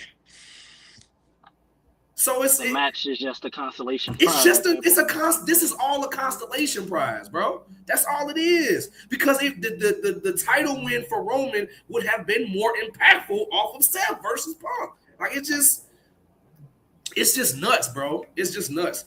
And I'll give WWE this. At least they knew that. I know since they were going that direction, at least the creative team understood that. But they, like I said, that was Seth's fault. As much as y'all know I love Seth Rollins, but I always say that was some stupid ass shit that he did. That was dumb as hell for him to do that coast to coast, bro. That shit will haunt me to my dying day that he did that stupid ass shit. He needs to do it again. Like he just ruined fucking everything. He just ruined it all because he wanted to do a fucking move that he never fucking does. Like, dude, you don't fucking do this. Why are you even doing this? Oh, you talking about the coast to coast? Yeah, bro. It's just like he just. Oh God. And then to do it that way, bro. Even if he did it the other, well, I agree. Okay, you're right. He could have done it with the drop kick like Shane do. That would have made more sense. But I feel like he would have hurt himself even if he did that. Because, again, Seth is a whiz in the ring. But you only great at what you great at, bro. Like, even if it's 55 things. Stop trying to do other shit that's not your bag. That's not your bag, bro. They call it the 5 moves of doom for a reason. Man, bro. What? But at least the 5 moves of doom... At least the 5 moves of doom kept Hogan and fucking Cena safe. No, I wasn't down talking. I was just saying. Like they had successful careers because of it. Yeah, because they stayed safe. Like how often was Cena? How often was Cena? He started to do new shit. He did the fucking what is it? That's true. He did start doing new stuff. Yeah, the leg drop from the top. But look at how little they was injured though. They like those people were Hulk Hogan and like Cena. People with the 5 moves of doom. Even Brock. Like, Brock has barely been injured his whole fucking career. Brock get in there and gonna toss you around. Well, at least majorly. And I'm sure he's been injured, but, like, not injured in this, like, where he's on the shelf, like, for months. Like, that's barely ever fucking happened. That's crazy. That's true. I don't recall other than, like, the 2000s, like during the Here Comes the Pain era, like Yeah, because that was his beginning. He was just getting started. Yeah. But again, that just goes to show you. People have said that Brock is one of the safest niggas to work with. Yeah. Like hella wrestlers have gone on interviews and said like that. Put me in a ring with Brock. I'm gonna let you have that one. What, I don't care how safe he is. He still be tossing niggas. I mean, you're right. No, he gonna make that shit look how it need to look for sure. Yeah. But he still know how to do it where he not gonna fucking kill your ass because he could kill one of them niggas. He can snap them niggas in half instantly. You know what I'm saying? So it's like he gonna protect you while he toss your ass like a bag of fucking salt. You know what I'm saying? So killing and maiming are two different things. Man. Oh, two things. Did y'all see the New Day's video today? No, I didn't know they posted the video. Like the cartoon thing? Yeah. I saw it. I reposted it. I liked it. Didn't watch it. I didn't even see it. It ain't come up on my timeline. So it was basically DiCaprio posted it. It was basically their sign off. It even had E in it as well. Wait, it was what? I said it even had Big E in it too. But you said it was basically it was their like sign off, like they're officially moving on and transitioning to something else. Yeah, because they finally free agents now. They free agency finally happened. I want to say like last week or earlier this week, one of the two. Yeah, I know a lot of people on Twitter was talking about how had them emotional when you get to a certain part, you see it and you understand. Shit, my thing is a lot of people thought they was gonna show up at this redemption pay-per-view. I'm like, bro, they're not showing up over there yet. If they do end up at AEW, it'll probably be at Wembley Stadium in the UK to get that pop, and then they'll be on the show after that. But I highly doubt that they come in on a regular Wednesday. I highly doubt they come in on any other show before their biggest show. Yeah. Boy, they going to fourth row. I mean, they might, but I doubt it, though. Reason for me to go they might go there, but I doubt it, though. They finna rock with Zilla. Doubt it. I mean, hell, if they go to AEW, they can still wrestle in fourth row. It's hella AEW people that wrestle in fourth row. Yes. Hella, I'm talking about hella. I do not know who. Wait, hold on. Let me get back on camera. But no, I do not know who I would like. I don't know the superstar that would be able to get me to watch AEW. I don't know. Like Punk was there, I still didn't fucking watch it. I mean, yeah, Punk. If you didn't watch when Punk was there, which was probably one of the best eras of AEW. I don't know what could get you to watch it either, but and I saw clips and shit. To be fair, but to be fair though, AEW has sacrificed their fundamentals. Like they have always been an alternative to WWE from their inception. However, it's like now, it's like they just do anything. Like it's like, okay, I'll use because there's too many examples to go through. I'll just use one example, and this is kind of a problem that WWE is kind of suffering from as well. The hot potato in with the title thing, bro. Listen. I understand that some people in the comment section are going to say, oh, well, it's just a prop, right? The title doesn't really mean anything. Right. But it should mean something. So within the context of the story, within the kayfabe of the story, within the context of this universe, since they like to use the term universe, in the context of this universe that we are viewing, the title is supposed to mean something. That's like saying that, the Infinity Stones are just rocks, which is what Loki season 1 said, which I'm not gonna lie to you, was dumb as fuck. That shit was stupid. Okay? That was fucking stupid. Mute. They were rendered mute in that. Don't get me started, bro. We go, all right, we gonna have an angry cipher, but it's gonna be me doing it in a minute. Listen, bro, it makes sense. It makes sense. No, it doesn't. It makes bro. sense. No, it does in that area. It does there. No. It does there. Look, there's one thing. No, fuck that. No, fuck all that. It's one thing that I will agree with you on, because what you saying is only partially correct, but you mostly incorrect. It only because I remember this is why I didn't blow my top when I first saw that. Pause. And it's also why it didn't break the season for me, because like I say, Loki season 1 was considerably better than season 2. And I stand on that. I'm willing to die on that hill. Season 1 was way better than season 2. Even though season 1 had issues, season 1 was way better. Bro, the reason why I accepted them doing that silly ass shit was because there was a little bit of lore tied to that. It had nothing to do with the TVA. That's why I say you mostly incorrect. It had nothing to do with the fucking TVA, why that was a thing. The Infinity Stones are only powerful in their own universe.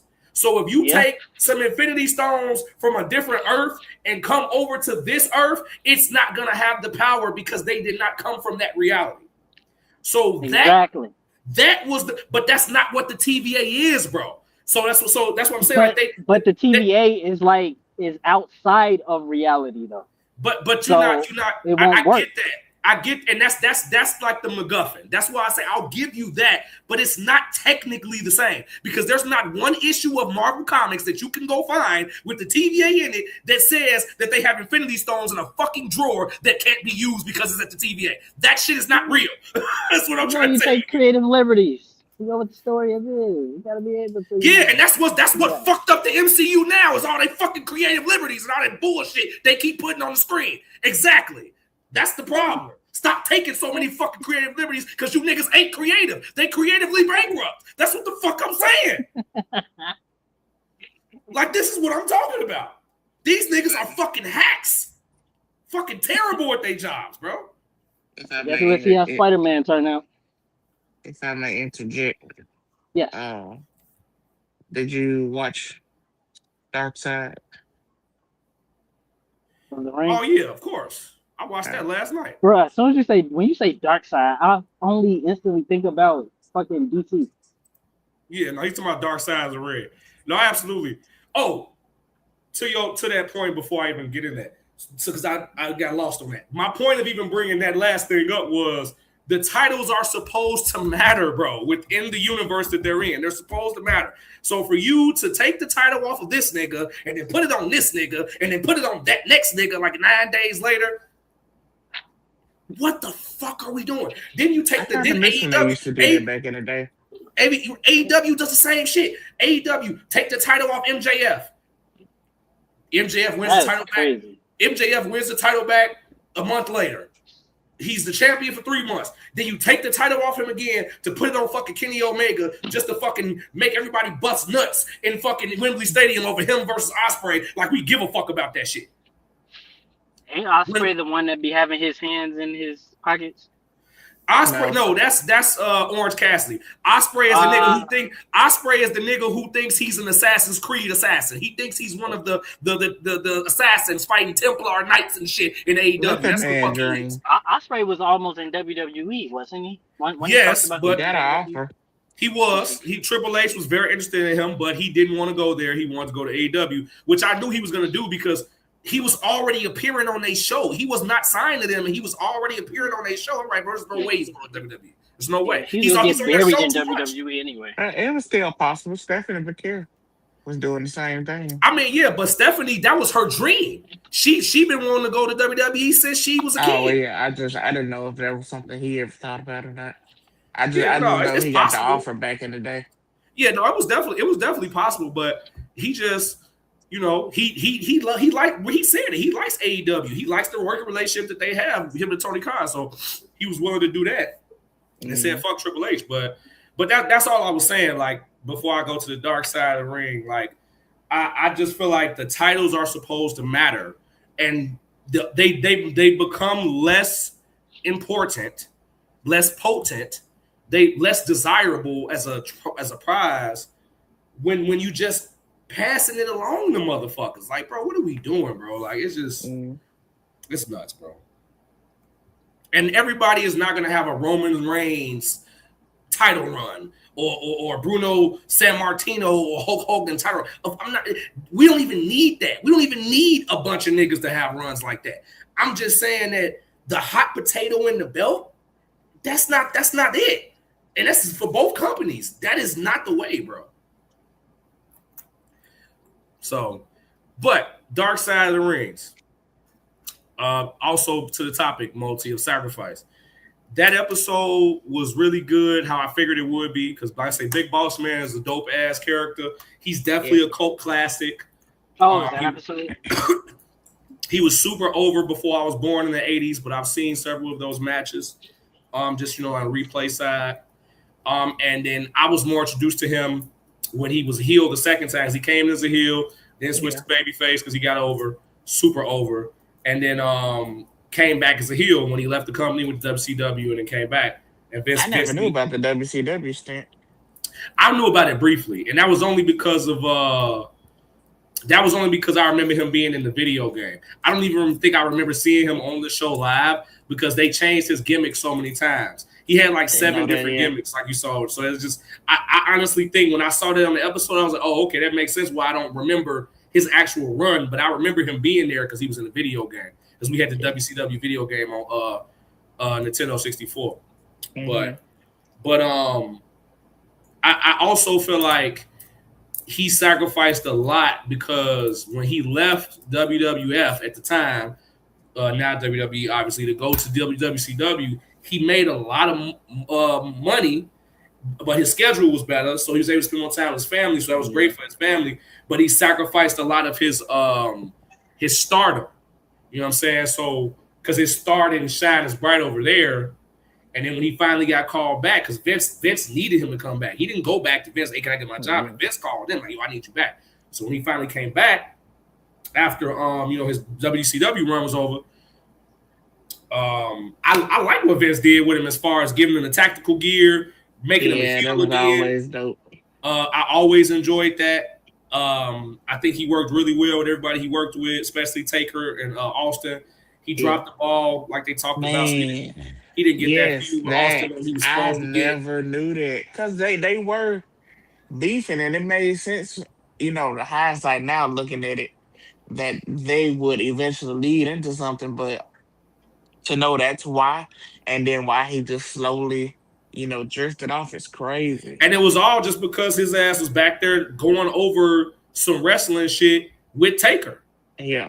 That's literally what it was. Like, he wasn't back there like just shooting the shit, like just with his dick in his hand like he wasn't at work. Pause. The nigga was back there getting knowledge from one of the best minds in the business, but this wasn't the time to be doing that, though. Yeah. I would definitely love to hear Taker's point of view of that. I'm sure he's gonna talk about it. Now that they put that episode out, I'm sure he gonna probably talk about it on his podcast. Well, I don't know if he can because he's still affiliated with WWE, and they don't too much say nothing about Dark Side. I mean, yeah, but that don't mean he can't talk about the story though. You know what I'm saying? True. He ain't got to talk about the actual documentary, but he can still he don't have to mention them by name. Yeah, he could reference the story though. So, that was I enjoyed that episode. Definitely, like, man, it was fucked up how it ended for him, but I am glad that in the end he was able to be with his family. That nigga was at home when it happened. It's still unfortunate. It's unfortunate that his family, had to see that. So, my condolences to them. And then try to bring him back. Yeah, they had to try to resuscitate him, but at least he was at home. That's the thing. Like, stuff like that is worse, I feel like, when you at the crib and you get a call and this nigga done passed out in the car like the junkyard dog and fell asleep driving or had a heart attack, in behind the wheel. Like that type of stuff be even worse because it's like you just get the call, you never see them again. You know what I'm saying? Yeah. It's like, of course you don't want to find your loved ones dead either, but they're at home. Like it's like it's a weird trade-off. But I would prefer to at least have them there. We could try to help them, and then if it don't work, that was God's will. But versus me getting a call in the middle of the night and they done drove off the road or something. You know what I'm saying? Mm-hmm. Yeah, it's funny you mentioned that. Coworker of mine had a seizure at work. I had just left from back there being with them, and my other coworker had just walked back there and was getting ready to walk out, and noticed that he was like stuck in his chair, like seized up. Yeah. And so we just kept thinking that had it been like 30 minutes later, he'd have been on the road heading home, Yep. and it just could have been a lot worse. And that happened to somebody I know. Somebody I know. Salute to my homie Via Drex. She's okay now. She's a Chicago artist, real dope FMC. But a few years ago, she was driving and she had a seizure while she was driving. She was on her way back to Chicago from Indiana, I believe. Because like I said, we go back and forth doing shows up there all the time. Especially a few years ago, that was very, very normal for us to do that. And she was coming back, and she had a seizure and literally lost control of the car, obviously, because she seizing up. And then she got hit by a fucking, I want to say it was an 18-wheeler, Wow. and she survived. Like she literally didn't die. Like she was super fucked up. Like she was super injured, but she survived, bro. Like, and she's okay now. She went through rehab and she's able to walk still. She can talk. She ain't, she got all her faculties. You know what I'm saying? So I like every time I see her, I just get so happy because I'm like, I remember getting that call because we were all like pretty close knit. That group of the group of artists that I know her through, and I remember getting that call. They're like, "Yo, Via just had a fucking car accident. She's had a seizure and got hit by a truck." I'm like, "Yo, what the fuck?" So yeah, I just like you just never. That's another reason I say that. Like you just never know, man.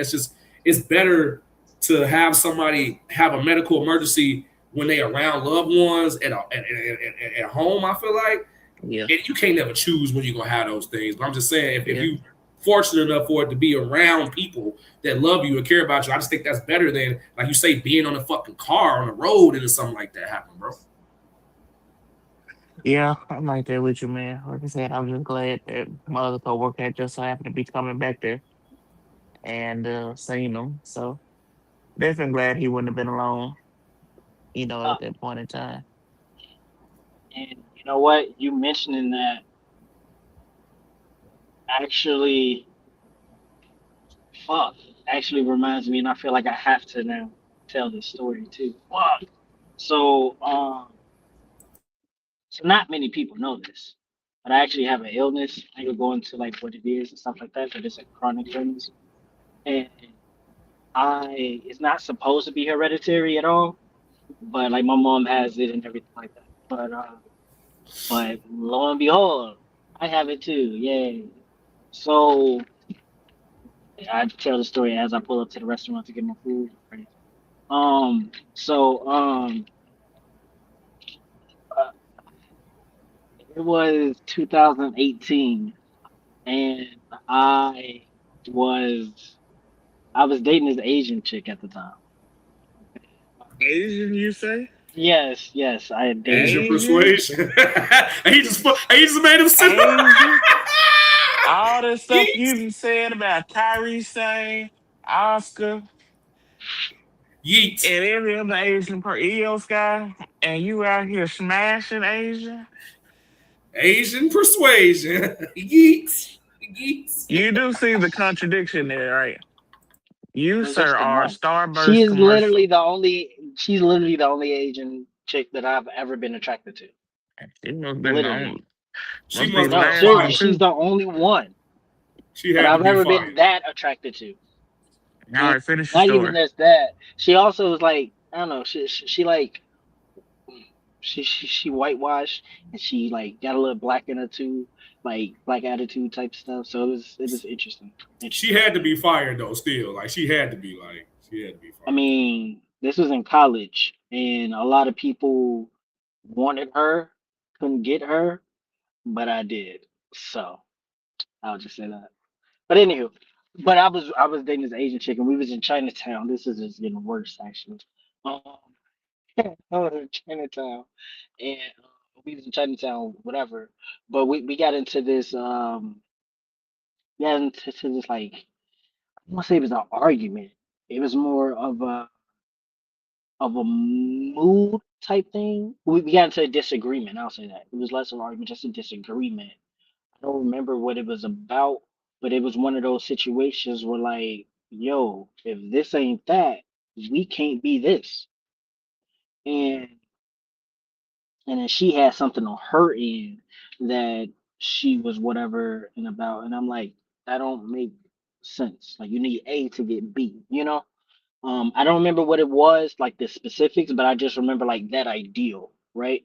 Um, and we uh, so we like get into it or whatever. And, like I ended up like I don't know, emotions like started to fly, like she was crying and shit like that.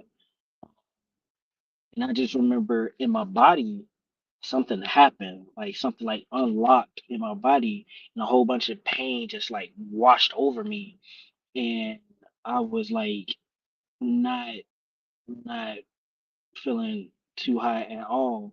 And this was like when we were still like on buses and transportation, CTA rather, and stuff like that. So I started to feel it, but I wanted her to make sure she got on her bus so she can get home. Um, so she got on the bus or whatever, and next thing you know, I'm just fucking going like through immense amount of pain. My nerves are being like kind of shot, and I couldn't breathe. And then so that the pain stuff was happening, but because of how it rushed in, I started having an anxiety attack on top of it. And I felt myself going through the anxiety attack and feeling the pain and shit like that. And I'm like hyper aware. Like when I perform, I'm hyper aware, and even during this time, noticing like what was going on with that, I'm was so fucking hyper aware. So I'm like looking around, paying attention. I'm able to like get my phone, and I believe I like told Siri to call my mom or send a text message or call somebody. Didn't want nobody call, want nobody answering. So like send a text message. So that happened, and then my daddy ended up calling me, and I ended up talking to him and telling him what was going on, tell him to call my mama. And then she like not just straightforward like that. Like I'm like struggling to speak too.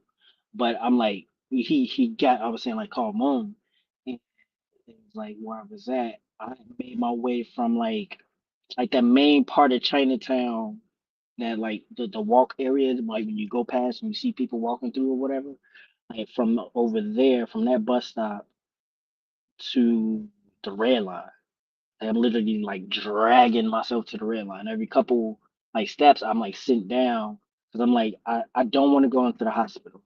And this is before my daughter was born too. But I'm like, I don't want to go in the hospital. I just want to get home. I just want to get home. And so I ended up at the red line, but by the time I got there, it was like too bad. The paramedics ended up coming. And I ended up going to the hospital and shit like that. But I'm saying that to say, like, even though like there was no one quote unquote like actually around, just that ESP of like a parent type shit, or just with somebody that you love. The fact that my daddy happened to call me, and it was like late at night.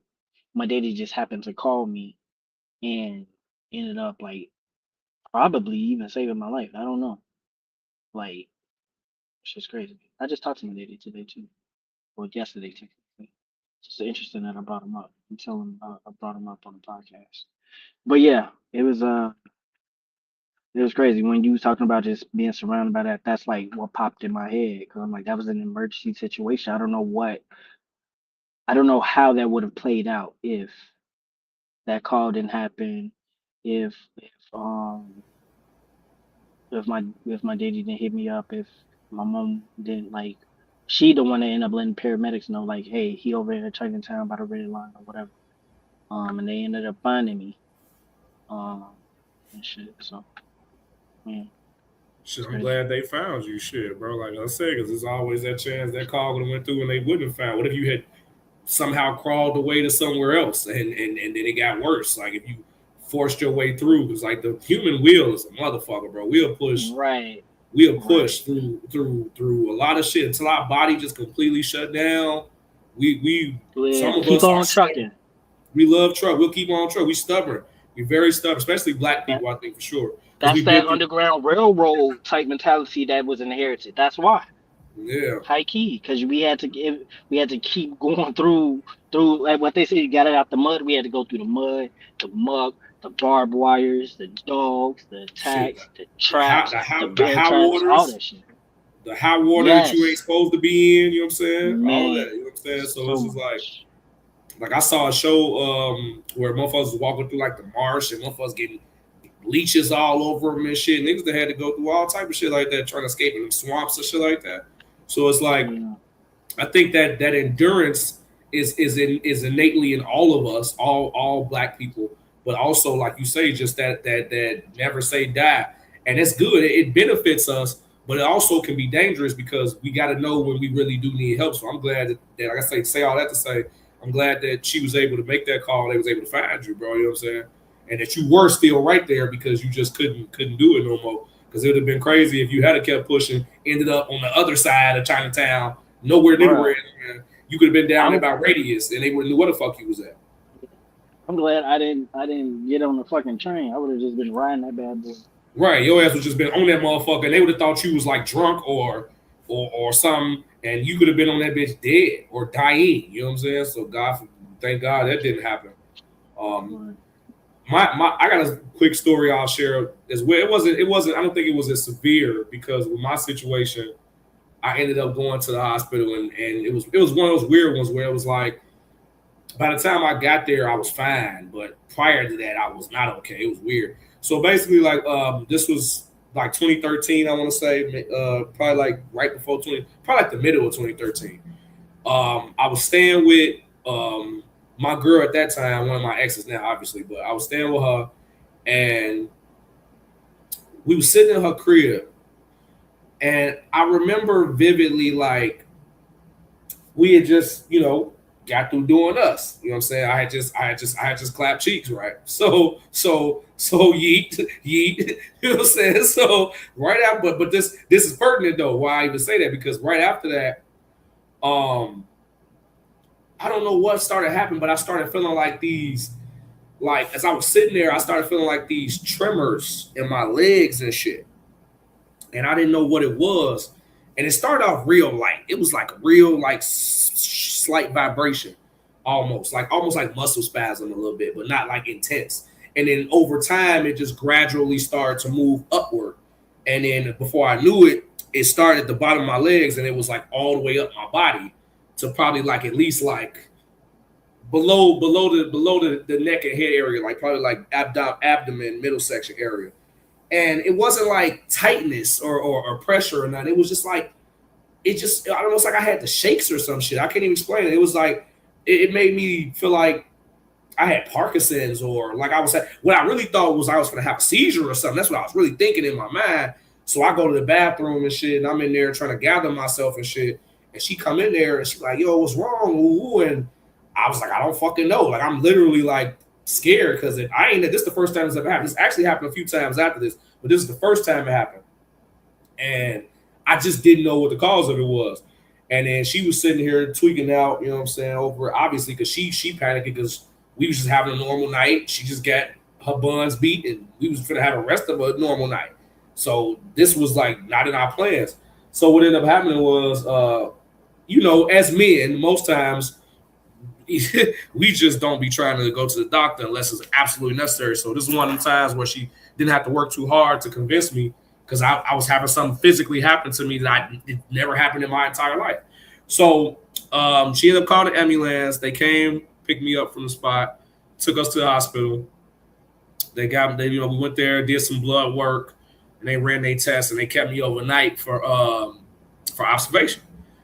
I'm talking about the entire, but prior to that, the entire time it took for them to get there, the shakes were still happening. But then by the time we got in the ambulance and then they took us to the hospital, I was back to normal. And same thing when they drew my blood, did my blood work and all of that. So they kept me there till the next morning. The next morning, the doctor comes to see me, or see us, because she spent the night there with me. And he look over my test results and everything. He like everything looked normal. I can't tell nothing that's wrong with you. Like everything, all of your blood work, all your labs came back normal. So me and her both looking at each other confused because she know what the fuck she saw and I know what I felt. So, motherfucker like, well, just, basically if it happened again, come back to some stupid shit. It was something like that he said. So we ended up leaving. Like I said, that probably happened a few more times. But I wanted to share that still because that was a scary moment for me. To this day, I still don't know what was wrong with me because it hasn't happened again. It maybe, like I said, maybe happened. It hasn't happened again in years. What I'm saying because it happened like maybe 2 or 3 times again in that relationship while I was with her, but it never happened again after that. And to this day, I don't know what I was reacting to. I don't know if it was something from her. I don't know what it was, but it wasn't an STD or anything like that, thank God. But I don't know what it was. I just know that shit actually did scare me, scared her, my lady at the time. And I was just glad that when I experienced that, since it was the first time ever, I had somebody. Like, so that just to bring it back home, like that was important to me when I thought about that on the back end. Like, yo, like, what if I had been just sitting here by myself and this happened? I can't even honestly say I would have went to the hospital. You know, even though I didn't find out what was wrong, I'm still glad that she was there to convince me, like, no, we need to go to the hospital.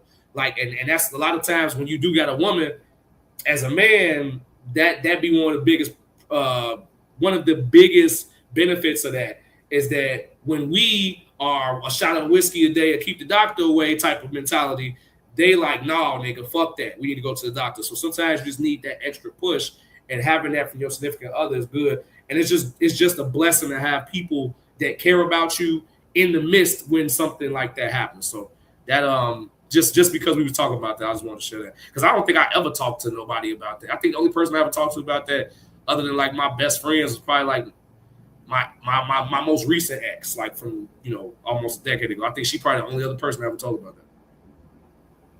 I'm sorry, my folks came in the middle of a kill, explaining everything, and I missed all of it. But first thing I heard was a cipher saying something about an STD. Are y'all alive? Are y'all okay? Yeah, we good. What I was saying was I was sharing a story of something that happened to me a long time ago where I was kind of like having a medical emergency, and it was some shit I didn't know what was going on, and it was right after me having relations with my lady at that time. But it was not. What I was saying was it wasn't an STD, is what I was saying. Whatever was wrong with me, it was not that. It was not STI. It was not STD because obviously they tested for all of that when they did the blood work and all of that. But whatever, it was some type of neurological reaction that I was having to whatever because it was causing shakes in my body. That's why I thought I was going to have a seizure. Like, because that thing was that good. My grandma used to have seizures, so I thought that maybe it was, some hereditary thing, but it never was that. It was like just these shakes that would come up from my legs and kind of go from my legs through my abdomen area. It would never go higher than here, this general area. But I would feel it. I would feel like that vibration just come up. You know what I'm saying? Literally, I'd be shaking like I was cold. Like, you know how you be when you really be cold, you actually shiver. Like, it was like I was shivering. It's like I was shivering, but it was the middle of the fucking summer. You know what I'm saying? Like, she was nuts. You know what I'm saying? So I was just saying that happened right after me and her was doing what we was doing. So just all you had to say was that thing was that good. It was lined in gold. I sure as fuck never looked at it like that, but maybe you're right. I don't know. Look, like, I can't say that you're wrong because the fucking doctors didn't know what the fuck was wrong with me, so I can't say. Come see Dr. Whitty. I'll get you right. Y'all ever seen that show American Gods? Yes. Oh, yeah. Yes. So there's a part where the woman she be fucking on men, but then they like get slowly sucked inside of her. Yes. She was trying to pull you in. There were many jokes about that when that happened on that show. So yes, I know exactly. Seriously? Okay. Let me stop playing. That was a medical emergency. I'm sorry. Akil, are you actively dying? Huh? Now he in the restaurant getting food right now. That's what the fuck he doing. Well, I niggas still gotta eat if they die. Hey, Moti, what restaurant you at? Yeah, where are you? That better not be Harold's. I know that. Yeah, only 2 and 6. That looks like a White Castle. Is that a White Castle? Oh, that's White Castle. I guess it. And I ain't never seen a White Castle. I was gonna say White Castles at first, but it didn't seem big enough to be White Castles. I thought it was Sharks. I ain't never even seen the inside of a White Castle. You ain't even drunk. You ain't even drunk. Oh, I did. I saw you talked about House of Dragons earlier, man. That's my shit. Yeah. I was talking about a character. I think I was talking about a character or something from House of Dragons. I was just comparing it to something else. But Hmm. Yeah, yeah, I you were was. saying the only reason you had. I think you saying the only reason you had Oh yeah, HBO HBO was Max. to Yeah, watch. Yeah, yeah, watch that's House what of it was. Dragons. Yeah, I have because I don't have a reliable source of pirating that anymore. Well, Hmm. technically, I never did. By the time they started the first season of that, a lot of my pirate sites had got struck and took down. So at least for movies and TV shows and stuff like that. So Hmm. I definitely well at that time I was actively paying my HBO Max because I used it for other content as well. But now, yeah, I only pay for it just for House of Dragon, and then when House of Dragon goes off the air, I'm sure I'll be canceling it again until the next season. So yeah, but I love House. I mean, I'm a Game of Thrones guy. Yeah. Um, I never read the books, so I probably will still do that. I know a lot Just about what fill happened. me in when you do it. I know a lot about what happened in the books because I've watched so many lore videos, like Oh my God, so they many be lore videos. so tempting to watch, but you also don't want to ruin it for yourself. Well, look, because I mean they changed so much shit from the books anyway, like they do with everything else. True. So it's like it really I watch it just for like context of what really happened. Is I like to know what really happened versus what they Hmm. gave us, and then see how close they came. Because they do a good job adapting certain stuff, just like with Harry Potter. Like Harry Potter did a good job adapting a lot of stuff that happened because I actually did read those. They did a good job adapting a lot of that material, but it was still so much left on the table, which I get it. You can Hmm. only put so much in a movie. That's why the TV show will have an opportunity to do more, which I'm really not looking forward to that because of what they're doing. But I'll probably at least watch a couple episodes of it. Like I'll probably watch a couple Give episodes it of a it. But try, man. I'm gonna yeah, give I'll it a give it a try. try. I'll give it a try because I fuck with Harry Potter on that level. Talking about the I'm Harry very Potter show. afraid of what they doing with that. You say what? Talking about the Harry Potter show. Yeah, Yeah. I'll probably Oh, give it a chance. I'll give it a chance, but I just because I like the casting for most of the characters, but Yeah. the Snape thing just took me. yeah, I can't get jiggy with that shit, bro. It's just weird. I'm gonna that's give how it a I heard chance. with the Percy Jackson books and the show that they doing now. Is like I noticed from like third episode, I'm like, there's a lot that y'all didn't put out here other than that third episode. But it's cool. I don't even. It's been so long since I read them books. I don't too But much Bro, I remember. know them books religiously. they got so much. They got so much room to work with though on a show versus a movie though. So that's the only reason why like it's a little bit more leeway that I give because you can tell Oh, more story in a show I season wise know than you when can Shorty in get one out this film. car and walk towards me, we gonna tell our own story. But what I will say about House of Dragon just is without spoiling anything because I don't know if multi watches this shit or not, but I just feel like Nah, you can spoil it if you want to. I don't watch that shit. well, look, I'm still not gonna do it for other people because it's still actively on. If it was off, I'd be like, fuck it. But since it's still actively going, I ain't gonna spoil them. But I just feel like season one was great. Season one was great. Phenomenal. Season two was also pretty good, pretty solid for sure. Just I'm dragging enjoying three. ass. I'm enjoying three. It has its certain parts that drag a little bit, but generally I am still enjoying it. I can only say it's maybe 2 episodes so far I didn't really care for, but all the other ones Hmm. I was all in. Like, yeah, this was kind of like a filler type episode for me, but this next one was like fucking great. The most recent one I did enjoy. I wish it had a little more action in it. I know it's more action coming on the back end of the season, but I just wish it had been more action in that specific episode because of the part of the story that they were adapting for that. And they did a good Hmm. job. They did a really good job. And this is another thing I'll say.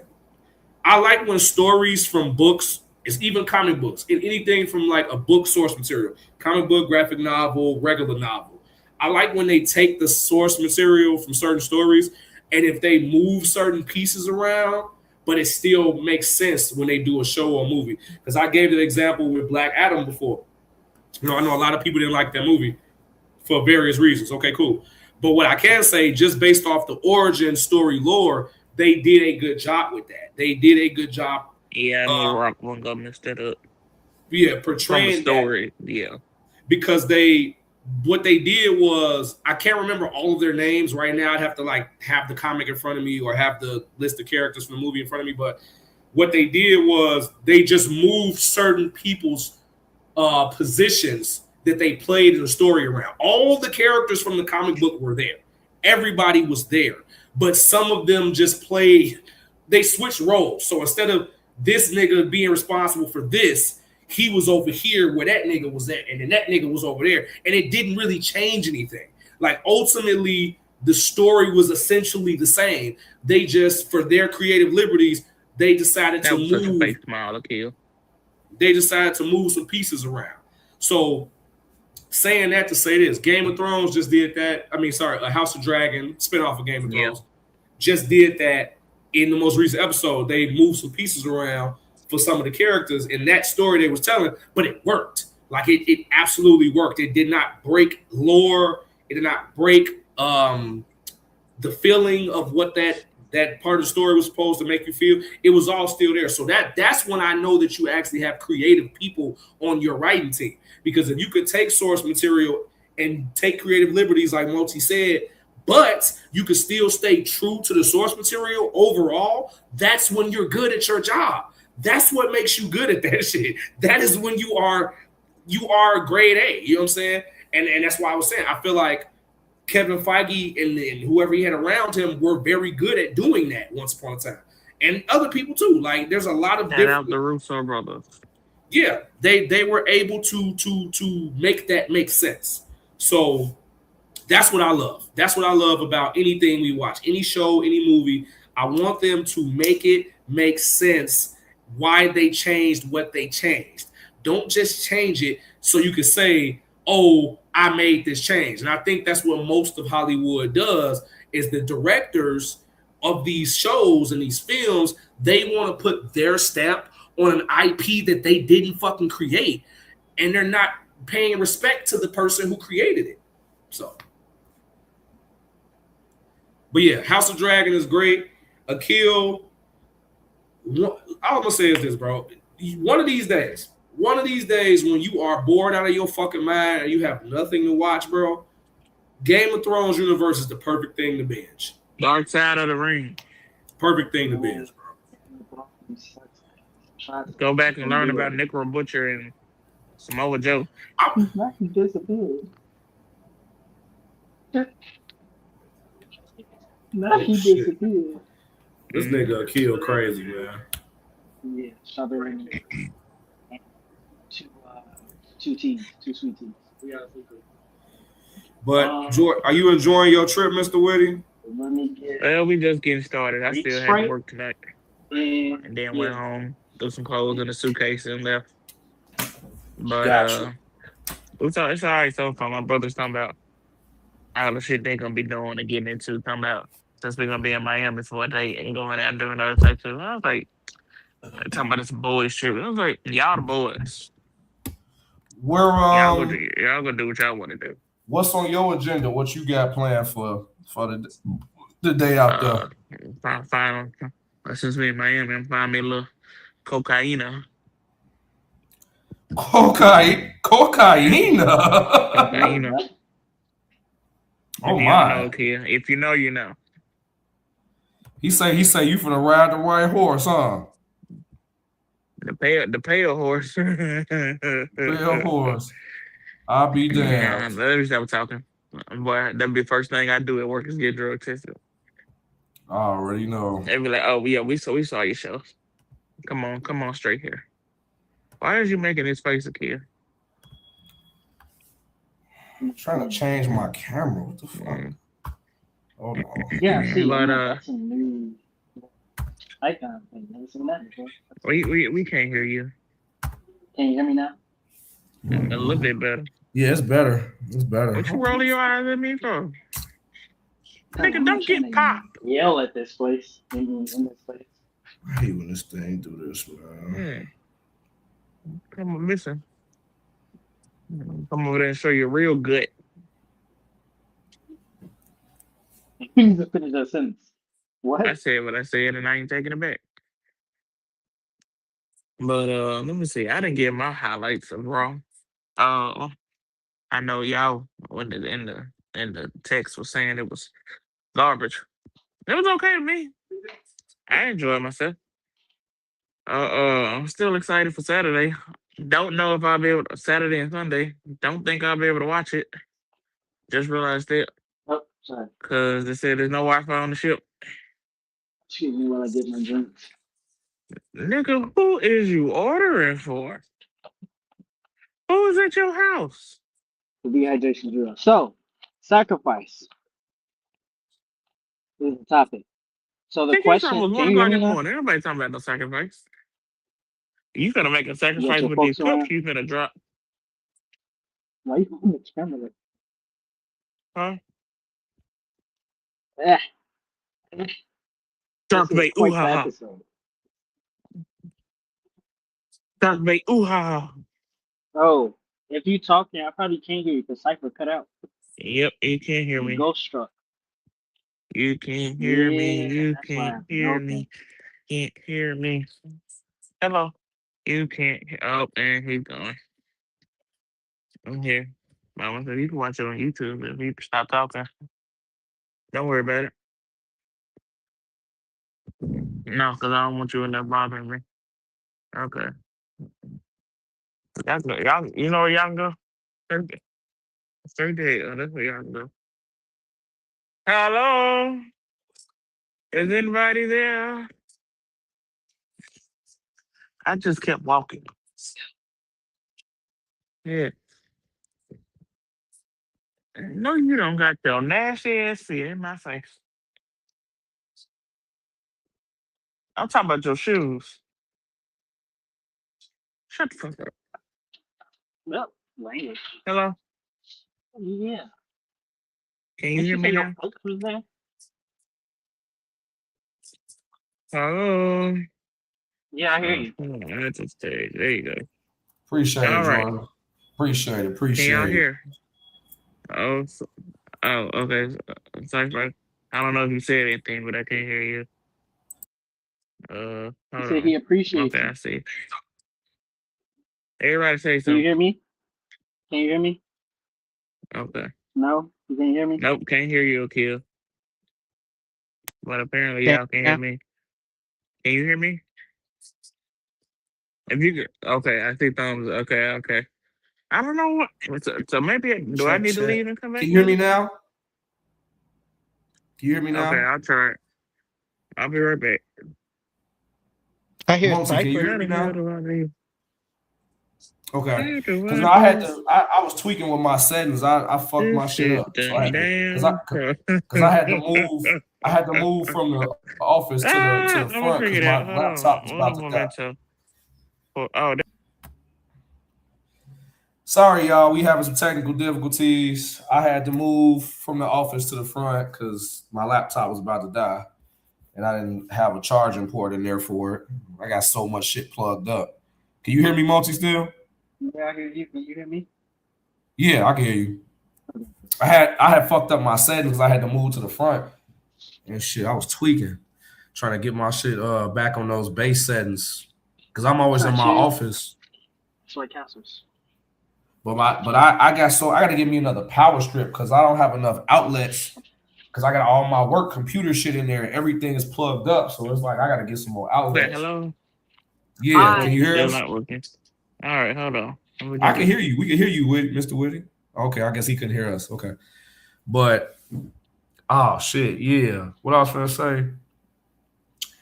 Well, I really want. I gotta wait till Jordan come back because I wanted to address what he said real quick. Because he said, because I just want him to tell me why. I just want to know why. Because this What is is cocaine? it's what you think it is, bro. It's a drug, bro. Oh, well, that's not what I was thinking. Yeah, it's a I drug. thought I thought that was like the new way to say white girl. White girl is a drug, huh? How about Yeah, that? yeah. But no, I thought it meant actual human bodies. That Well, actually sounds very strange. the funny thing is that I do have a friend that's a rap name. So, based off that, I Oh guess yeah, I that see. is somebody rap name. Yeah, I that's can my homie. see. Holy shit. Yeah, that's my homie. She a female rapper. Can y'all hear me now? Yes. So what I wanted to ask you real quick, Shit, Mr. I'm Whitty, dying. to your last comment before we all had them technical issues. So I know you said you enjoyed the show, so I'm being I'm being super serious because somebody else asked this question on one of the pods I was watching. What and I'm being serious. What was it that you enjoyed about this show? Because I just can't understand.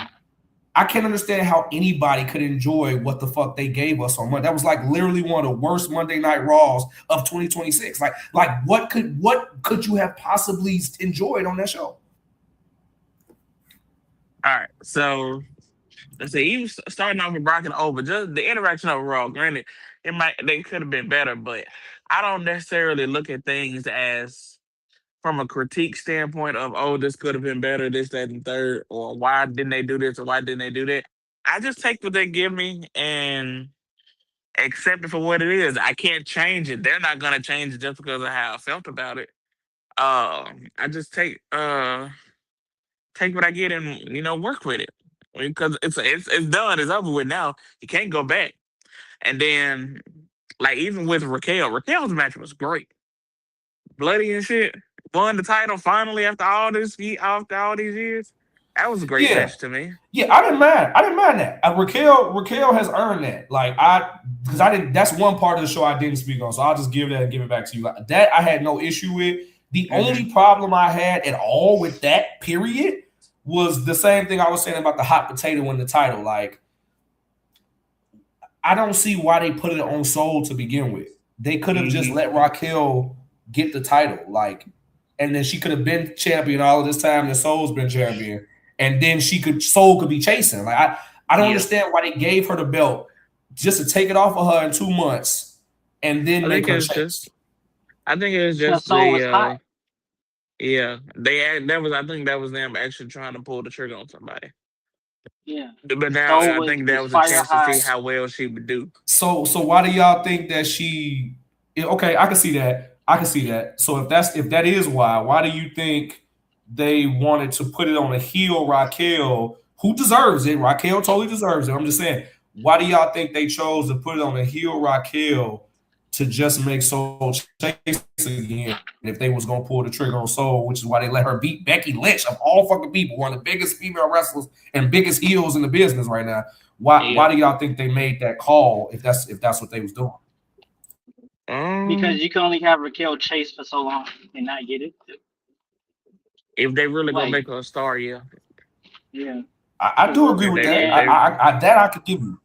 I give that. And then think about it, like when Raquel was, in NXT, you had Rhea, you had the original big three. But then Rhea, Raquel, and Bianca. Yeah, so like that was proclaimed as the future of the women's division, right? But motherfuckers snuck up out of nowhere, like Liv Morgan snuck up the way Shawn Michaels snuck up. Like you didn't see that shit coming. And I hate that Liv comparison, but I'll accept it. You say what? I don't like that comparison, but I'll accept it. But it's true. I didn't say that. True. I just said I don't like it. I'm saying it's true. Oh, okay, I got you. But yeah, like literally, I didn't think about it until I said it. As I was saying it, I was like, shit. But fuck, facts are facts. Like that's how she came in that bitch. You didn't see it coming. You didn't see it happening. Saying Stephanie Vaquer was just a transitional champion. That's what she was going to be. No, I think they was actually pulling the trigger on her, just like you said with Soul. Sure, but they was pulling the trigger on her. Nah, she wasn't supposed to. Not yet. They was using her as a fucking mascot for AAA. Well, she had. The thing is, they strapped the Rocket to, because first and foremost, I love Stephanie Vaquer. The issue is with her, which is a little different with Raquel and Soul, because with Raquel, at least, she got a lot of lore in WWE to pull from, like you say, NXT all the way to the main roster. And Raquel has improved every step of the way from point A to point B. she done played this role in the Judgment Day, which personally I hate, but she's done a good job with it. He has a phenomenal job. So I think that's slightly different than, and also with Soul, even though Soul's the newest thing on the block and Soul is amazing, I still think it's slightly different because when you look at Stephanie, bro, they gave Stephanie 4 titles in 1 year. And 2 of them were world titles. You know what I'm saying? So it's like she got the NXT World Championship, she got the North American Championship, became Stephanie 2 belts. Then she had to relinquish, well, she was already North American, then she had to relinquish that title because she was NXT champion. Then not too long after that, they called her ass up, like probably a month later or 2 months later, and that's when JC Jane, of all fucking people, who I still don't get why people even like this lady. I'm still not seeing what the buzz is with JC Jane. I'm sorry. You don't like JC Jane? I think she's a great heel. It's not about her. Look, she is. That's not what I'm saying. Like, what I'm saying is, like, combat wise. Okay, I'll just say this. This is in-ring skills. It ain't even in ring. This is not even because she's not bad in ring. This what let me be very specific about what I'm saying. It's the finish. It's the finishing move. I feel the same way about JC Jane's finishing move that I feel about Orange Cassidy, which is who you was talking about earlier, Mo, to the guy that put his hands in his pockets. And I've met Orange Cassidy. He's a cool dude. This is what I have the same issue with both of them. Orange Cassidy does the Superman punch just like Roman, but he calls it orange punch. I saw that before. It makes zero fucking sense for a guy of that size to be able to do that move and it actually affects someone. And I'm not saying that a little nigga can't knock a motherfucker out. What I'm saying is if you look at the way they set up that finish and the way they do it, bro, there's no way that JC Jane should be able to build up enough momentum when she spins around to do that punch that it would actually knock out somebody like Stephanie back here. Like, that shit was stupid. I would have rather she had beat her because motherfuckers hit her with the title belt or something and the motherfucker ref didn't see it. That would have made more sense to me. For her to hit her with that finish and beat her clean, that was nuts. That was fucking crazy, bro. So, but either way, I digress. Stephanie Valkyrie, once she got called up after that, bro, before you knew it, she was fucking world champion. You know what I'm saying? So that all happened in 12 months. So that's why I say I think it's a little different with her because Raquel had all of this, like you say, this chase, this big ass chase for a singles title, and she's been doing this great work for years. So that was a build-up that needed payoff. That's why I wasn't mad at it in that aspect. So some people need a slow build. Yeah, some people just need it because the fans have been wishy-washy with Raquel for a long time. They like her, then they hate her. Then the hate leaned into her heel character. You know what I'm saying? She had a big pop when she won. Yeah, she did. People fucked with it. You know what I'm saying? So that's all I'm saying. Like, I just think it's different. I see y'all points. I don't think y'all wrong per se. I just think with Stephanie it was different. Like, she just. The problem with Stephanie was that they didn't give her they didn't really give her character work. That's my honest to God opinion. I think her character work was not done properly. They just like, this bitch look good as fuck because she do. She look amazing on fucking camera. I'm talking about even when she's not in her wrestling gear, even when she's wearing regular clothes, the bitch look fucking amazing. She fucking stunning as hell. And her voice, even when she talking in Spanish, like, I just want to keep listening to you and I don't even know what the fuck you saying. Like, she just has it on top of her being able to go in the ring. So I get from a marketing standpoint what they were doing. I would have did the same thing.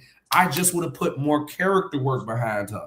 You know what I'm saying? Yeah. Stephanie she's traveled all over the fucking world and wrestle. We need to utilize that. We need to somehow take all that lore and make it make sense in WWE. Yeah.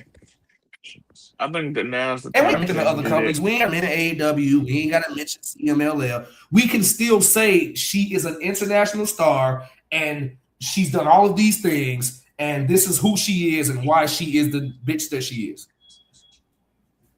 I think now's the time for them to do that since she took this time off. So next time for them to, I think. Go ahead. No, I was just gonna say I think she having visa issues, bro.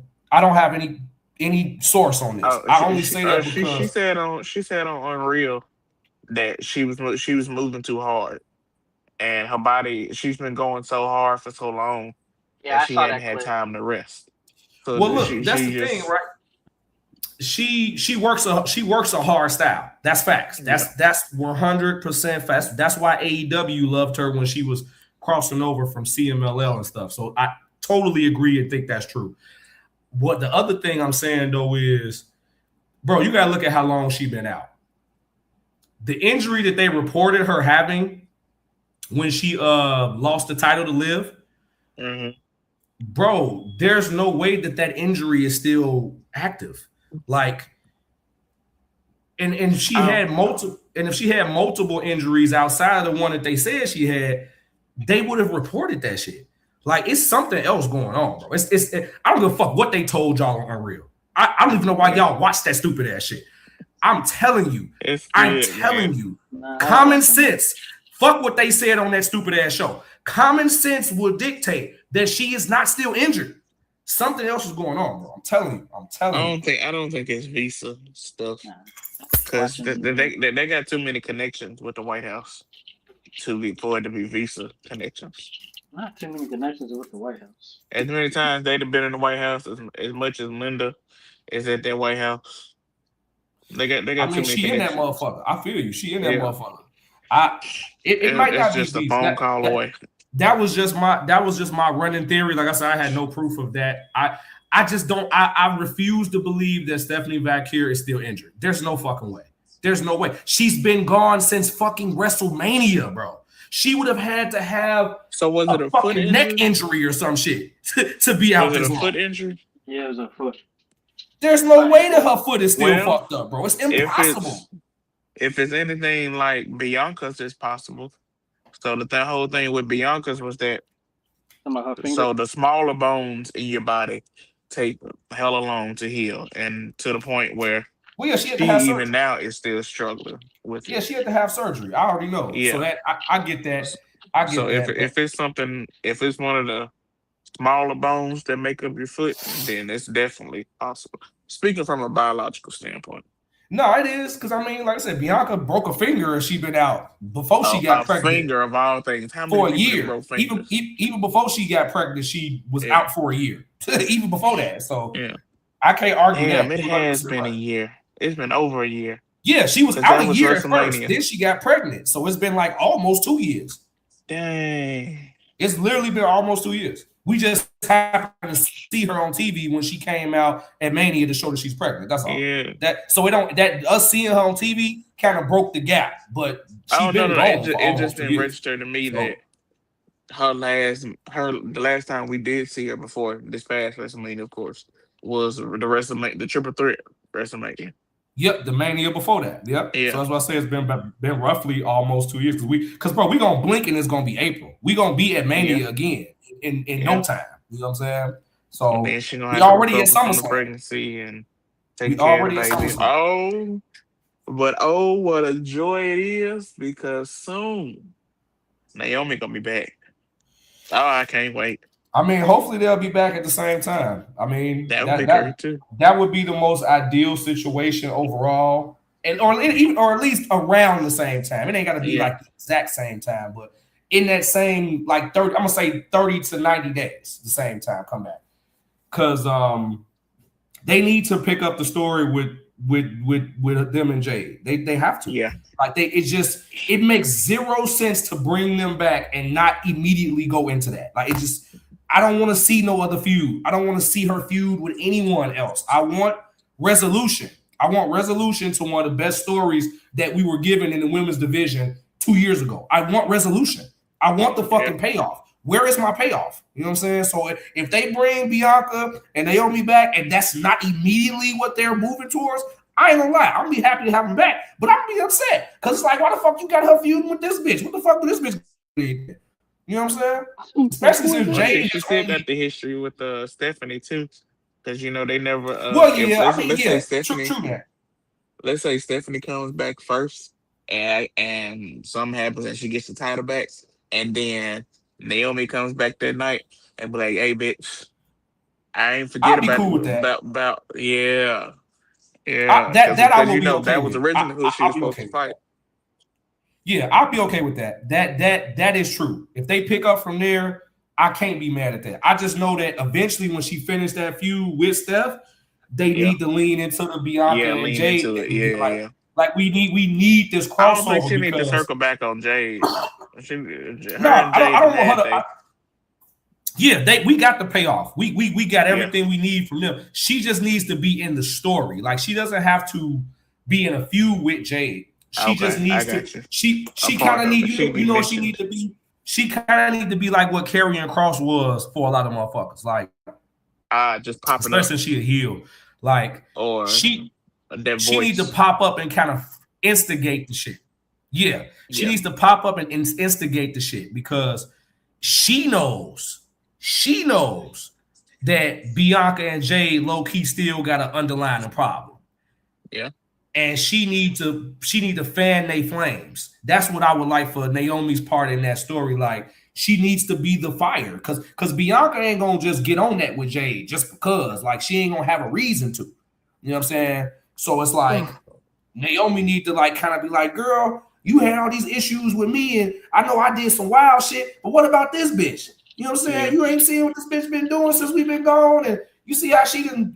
She ain't the champ no more, so we can't really say she took over the division because she did in SmackDown. But by the time she come back around, she may be the champion. Well, yeah, right. She might be champion again. Most definitely. Their run was all of a month, 2 months, maybe. Shit, I ain't gonna lie. It was shorter than Liv's current run because the biggest thing people was ranking on Jade for at that time wasn't even like the other shit they complained about. They was just saying she wasn't defending the title. But now Liv Morgan had the title for like 3 months. But this is the thing. Liv Morgan ain't defended the title ever. This is her. This is the craziest shit I've ever seen. When did she win it again? She doesn't have won to at WrestleMania. She's the greatest women's world champion. But that's the thing. But that's the thing, Multi. But look, I get how some people would paint it like because she says that and because of her resume and her being a heel, and Liv is more of the cowardly heel type, even though she will get on that with your ass. She kind of has more of a semi-cowardly heel vibe sometimes. I still think it's crazy because she's not injured. When she was injured, total sense. The fact that she's healthy, it's crazy to me that she has wrestled. She's been in matches, but she ain't been in a title match. Like, bro, she won the belt in April. How in the fuck is her first defense against Io at SummerSlam when we know that she's gonna lose? She's not beating Io Sky at SummerSlam, bro. So how the fuck is your first title defense? You gonna lose your first defense? That would have been like if Jade had lost the title the first time she defended it against who the fuck was it? Damn, who was her first title defense? Fuck. Who are you talking about? Oh, when Jade, Mia Yim. Right, so Mia. That would have been like if she lost the title to Mia Yim after not defending it for that first month. Like, it don't make sense. Like, your first defense, you lose the belt. Like, that's basically what they just did to Sami Zayn. It's like, what are we doing? Like, what the fuck going on? So, I don't know. To your point, Mr. Whitty, because you said something earlier that stuck out to me. You said that you just take what they give you and go with it. And I think I heard you say that before, but this time it like was a little more like more clarity behind it. I get the stance where you at. Real shit. I see kind of where you coming from with that. I think the reason why I have a hard time and why I'm so critical is because this has happened to me before. And that's why I just can't do it because it like I said before on previous episodes, they have the creators of all these different things have ruined so much of this shit for me. Like where literally it is physically unenjoyable to sit there and watch this shit. Like like even if I wasn't on a podcast, even if I didn't like get on the internet and be in these spaces talking about it, I would still feel this way. Even if I had nobody to talk to about it, if I had no wrestling friends, y'all didn't like wrestling, nobody I know like wrestling, I'm just a lonely wrestling guy, I still would feel this way. Like I don't enjoy any of this shit. I can't just sit there and take that shit. Like it's not physically possible for me to do that because I have been given. It's like when a motherfucker feeds you home cooked food You get a gourmet home cooked meal, and you be getting fed gourmet home cooked meals for most of your life or for just years. And then all of a sudden, magically one day, they just start giving your ass slop every day. Like, you would feel some type of way about that shit. Like, bro, what is this shit? Like, I mean, yeah, you still feeding me, you still preparing whatever the fuck this bullshit is for me, but like, this make me feel like you don't even care about me because look what you used to give me. Why the fuck you giving me this now? And that's just how I feel about the product right now. And not, like I say, across the board, not just wrestling, a lot of stuff. It's just, It used to be so fucking satisfying watching that shit. And it's like, now it's just a chore, bro. You know what I'm saying? But I get what I think, bro. I think you, yeah, I know we have talked about this before. I think it's just perspective. I think if I may speak on your behalf, I think you see it more as a relationship, and I see it more of as just pure entertainment. Like, I see it's like, okay, I tuned in. I know what I'm signing up for. It might be good, it might be bad, but regardless, I'm gonna try to enjoy what I can out of it. In a relationship, you expecting to get something out of it. And when they start not giving, when you giving 80 and they giving 20, it's like, hold the hell on. But back when they giving, when it's 50-50, and y'all, giving back and forth, it's great. It's good. Everything's going good. Y'all ain't got no problems. Y'all just got back from a trip from Miami, and y'all finna go to Minnesota, and it's a great time. But once that other half start getting to the point where they not chipping in no more, it's like, damn, why am I here? No, I think that's a great analogy. I think that's really how I feel. Yeah, I do. I feel betrayed by my partner. I feel like they done fucked me over, bro. Like, what the fuck is going on? Like, why are you doing this to me? Like, what's going on? Yeah, that's how I feel, bro. I agree with that shit. Hell yeah. yeah. But I understand, and and of course you're not wrong for feeling how you feel. But I get It's your just point of that, view, though. I get what you're yeah, saying because you looking at it from the outside as just pure entertainment.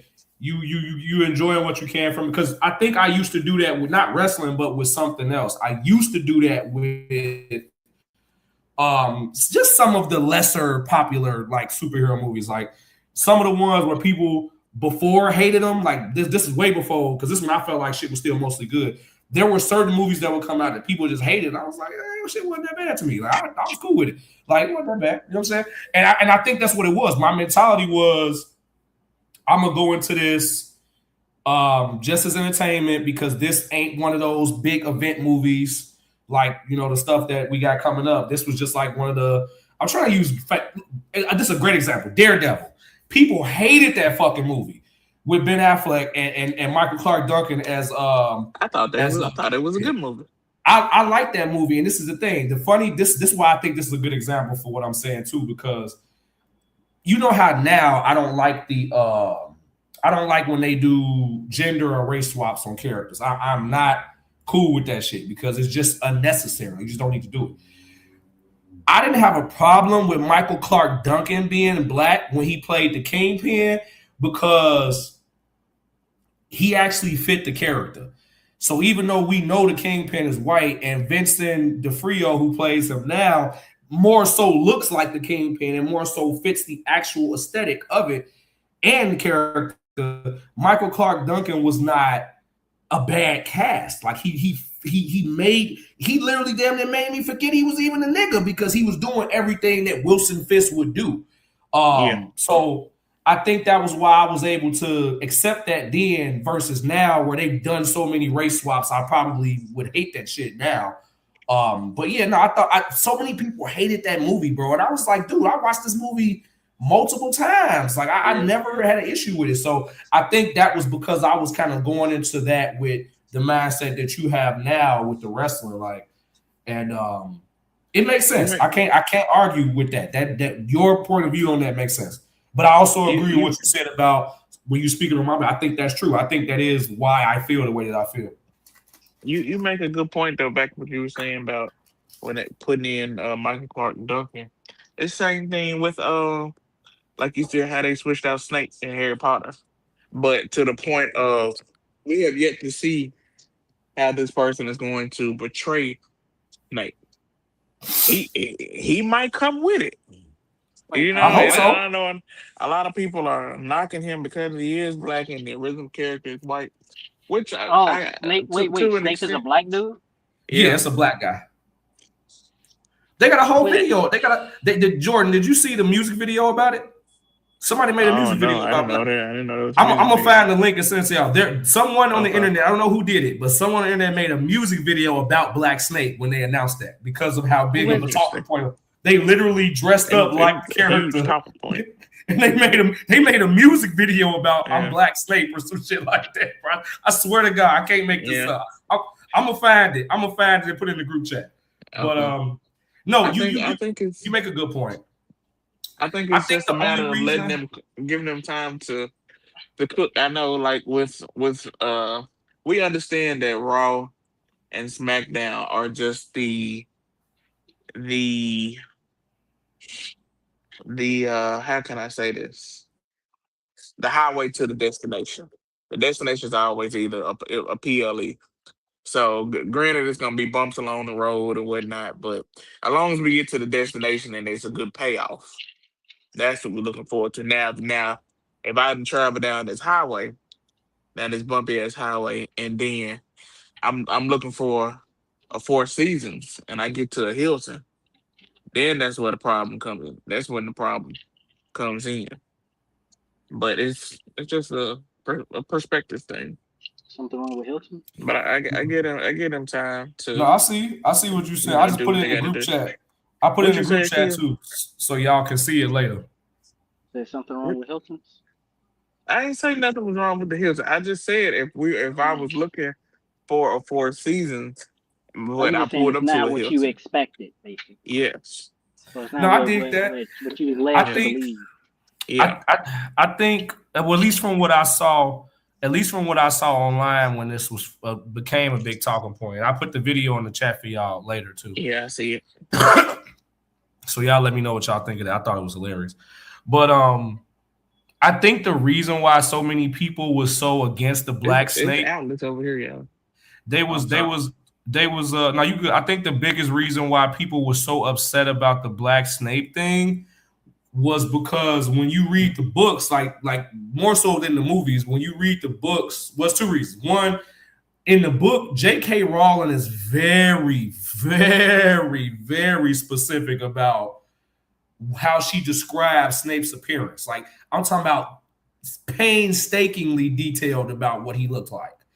And when they cast, God, I can't remember his name. I'm so ashamed. But the actor who passed away, who was Snape in the movies, who did an astonishing job bringing that character to life, he was very close to the weird, decrepit, pale look of the Snape from the books. He actually might look a little bit better than the way they describe Snape in the books, but he still was pretty close. So Alan Rickman. a lot of people was like, man, she was so descriptive about this nigga, and then they cast this guy, and this was damn near like a close to perfect casting. So I think that's what the discourse was about, was like, oh, we finna hire a black guy to do this when she's very descriptive about Snape having pale ass skin and all of that shit. I think that was one of the biggest points of contention. But I do see exactly what Mr. Whitty is saying about, I mean, dude might kill it. You never know. He might kill it. I also think the second thing I was gonna say was I think we've been burnt so many times by some of the swaps that it's just people don't be willing to give it a chance no more. And like you said, it might be good. We might watch the shit. He might burn it down, Seth Rollins style. But I think we've been hurt so many times that we don't even be willing to give shit a chance sometimes. Yeah, it's totally understandable. Akil, appreciate you, dog. Yes, you have been sent the. Rain on me. Oh, he sent that through. Yeah, of course. Oh, rain, Hey, Q, rain send on me some. me. I Make a don't bet wanna with me, feel, I and let's don't hope wanna you win. feel, baby. Yeah. Hey, Akil, you a real ass nigga, man. I do. I gotta get like you, man. I give You you real. I props on keep that. my words.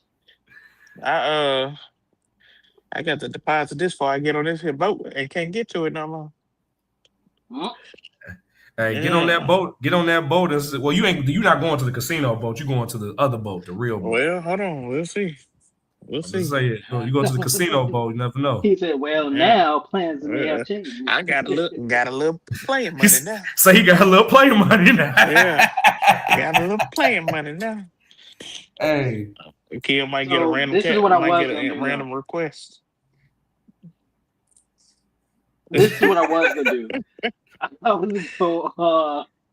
I was going like throw in like an extra 70 something because you said that you never had this thing before.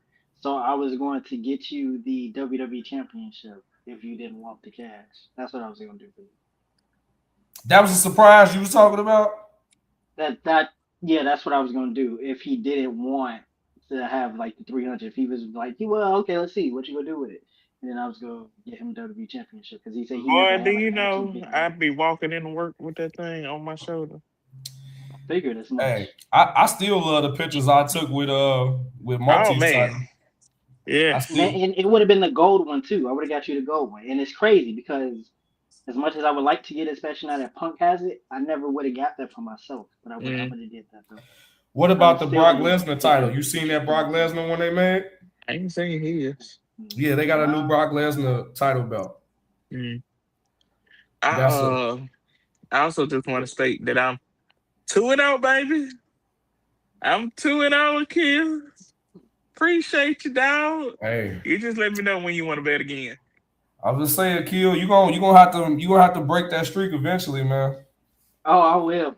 Where there's a kill, Now, there's a hold way. on. Undertaker lasted for 21 years. Let me get there. Hold on. I mean, he did. He definitely did last 21 You years, think I'm man. gonna Let me make get there. fucking 21 bets with you to lose? Get the fuck out of here. Yes, Shit, Hell I mean, hell, no. I'm okay Bianca's with it. Bianca's Listen, streak was long listen, too. Bianca's streak was like what, 7 WrestleManias, some shit like that. She listen.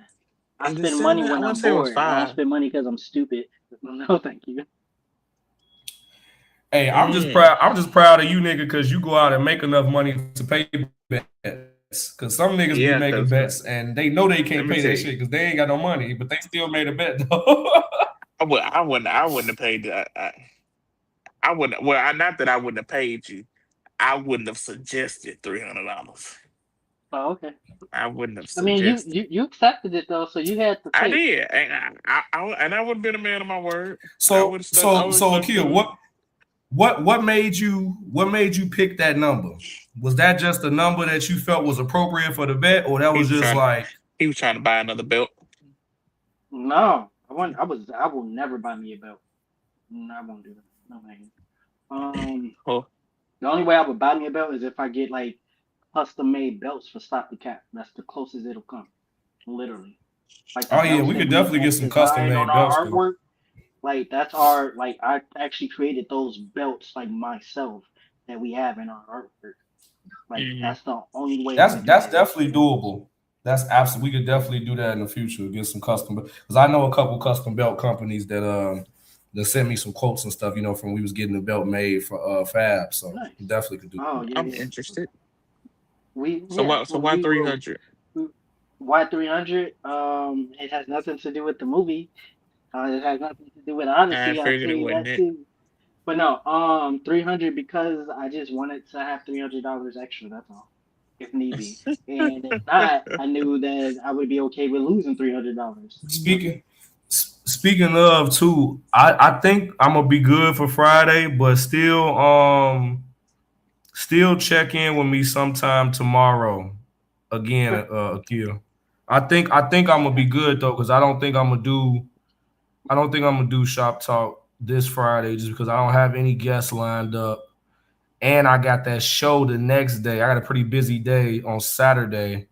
So if I was just kicking it, it would probably be a little bit easier versus me going to work and then going to work. At least I'd have Right. a little leisure in between. But just check with me again before the day over. This Thursday. And And ladies and gentlemen, for those of you who don't know what he's referring to the adventure weekend that is starting wait, Friday, hold which on will before you go into showcase it. Before you go every into it, time. I just wanted to remind you both that I probably won't have internet, so please don't flood the group text with text just in case of when I do connect back and all I'm getting is what's going on in the show. Just in We'll case. we'll we'll keep it in the personal, the private chat. I Okay, got you. Wait, what's going thank on you. in what? You talking about what? Spider No, Man? cause I'll be on the boat this weekend, so He just talking I about don't Oh, from the know if I have weekend in spoiler! internet. general. Yeah, he just talking about Oh, from the I'm oh, just saying weekend in if y'all general. talk about it in general, yeah. Yeah, he oh, just you talking talking about about in like general. wrestling and all that type Yeah, shit? Gotcha. yeah. Yeah, any of that Okay. stuff, anything that he would be interested in, like just we got to keep it between our direct channel because he don't, Yeah. want to see all that shit. Okay. We could have said that shit after I was finished though. And anywho, that could have waited. I can never get like a clean, good transitional clip. You want to know why I can't? Because Mr. Witty always has to cut in and say some shit that don't fucking matter. Yeah, fuck nigga. He say, hey, Multi. He say he had to pop up and show you, Nick. Pop out and show Every you. time. Like, And I bruh, say you that with want to know all why it's 32 of not a these new lot of teeth I got. fucking clips on Stop the Cap from the because he cut in and say some shit and it's like, I Hell, fucking supposed Yeah, to do this. nigga. I can't get jiggy with this shit. And as Like, long as I'm hell 2-0, no. I'm gonna keep doing that shit too. Hey, motherfucker. Hey, hey, hey, that's you know funny what? as I Yeah, hell. nigga. quit. I'm funny as Okay. hell, bro. I'm I'm funny hired as hell. again. I'm hired again. I fired myself Okay, and I hired okay. myself. And action. Ladies and gentlemen, this Nah, you took too transition long, that nigga. should You have took happened too long. already You took is too long. for this is not fucking quit. He say, God, he like, God damn And now I'm it. hired I again. gave you the And opportunity. now You I'm took hired too long again. to get into it. I'm hired again. Okay, I'm back. and action. Now, hey, now look, you know what you gave him? A speed championship run. That's what you gave him. Well, not a speed championship. Does that even still Uh, exist? yeah, it Yes, actually it does. It's does. it mostly be like NXT based right now. Ah, okay. But it's I definitely gotta catch Yeah, up around. on That bitch is NXT. around. Trust me. it's like NXT and Evolve. Okay. Go ahead. My bad. I'm sorry. I'm done now. But no, yes, this weekend is Adventure Weekend. It's starting January 31st. God damn it, starting July 31st. We will have See, it ain't me. no, It listen, ain't wait, me. hold on, wait. It ain't No, me. wait, hold on. I was No, reacting and wait, stop everything. it. No, wait, stop. No. I know why I said January 31st because on threads people was talking about Capricorn parties and just doing stuff in January and I thought about the music royalty party that is happening January 31st. So that's what popped in my Is that a literally the party image you of my throwing? artwork popped in my head. Yeah, I'm doing a music royalty party January 31st. Right, because I thought you said something about. Okay, I'm just making sure. Yeah, for sure. Yeah. Because that's That's 10 gonna be days after like my birthday. exactly. It's another January 31st party. I think I'm gonna stick to January 31st parties too, high key, because it just makes sense. That's like the anniversary for like the affiliation and my record label and so many other things. So, but yeah, the music royalty Oh, party is yeah, we in basically there. people come dressed as music celebrities, idols, inspirations, whoever you want to be dressed as for this party. So Yeah, we in there. yeah, it's gonna be Because fun. that's 10 days after my birthday. I plan on my plan unless something changes, obviously, because I be getting booked and all type of stuff. My plan is to go out of town this year for my birthday. As I stay here. I mean, this coming year because I stayed this year. But I'll definitely be back before the 31st, even if I do go out of town. Because that I ain't gonna Okay. be gone. I'll probably only be gone probably like the 20th through like the 25th or some shit like that. So I'm What I'm definitely in also that motherfucker. thinking of doing too is having like artists, like a few artists, not a bunch of people, but like a couple artists who will be a part of probably mainly artists that's within the affiliation, maybe, or artists. I don't know. I'm thinking. I'm workshopping it, and having them perform at it too, whatever, just a little something because it's music royalty, and whatever. Um, which Yeah, you fall in that category as well. If it's just people like with affiliation, because you would stop the cat. So obviously you fall in that category. yeah. I give y'all a set real quick. Some quick and dope. I don't got no problem with that.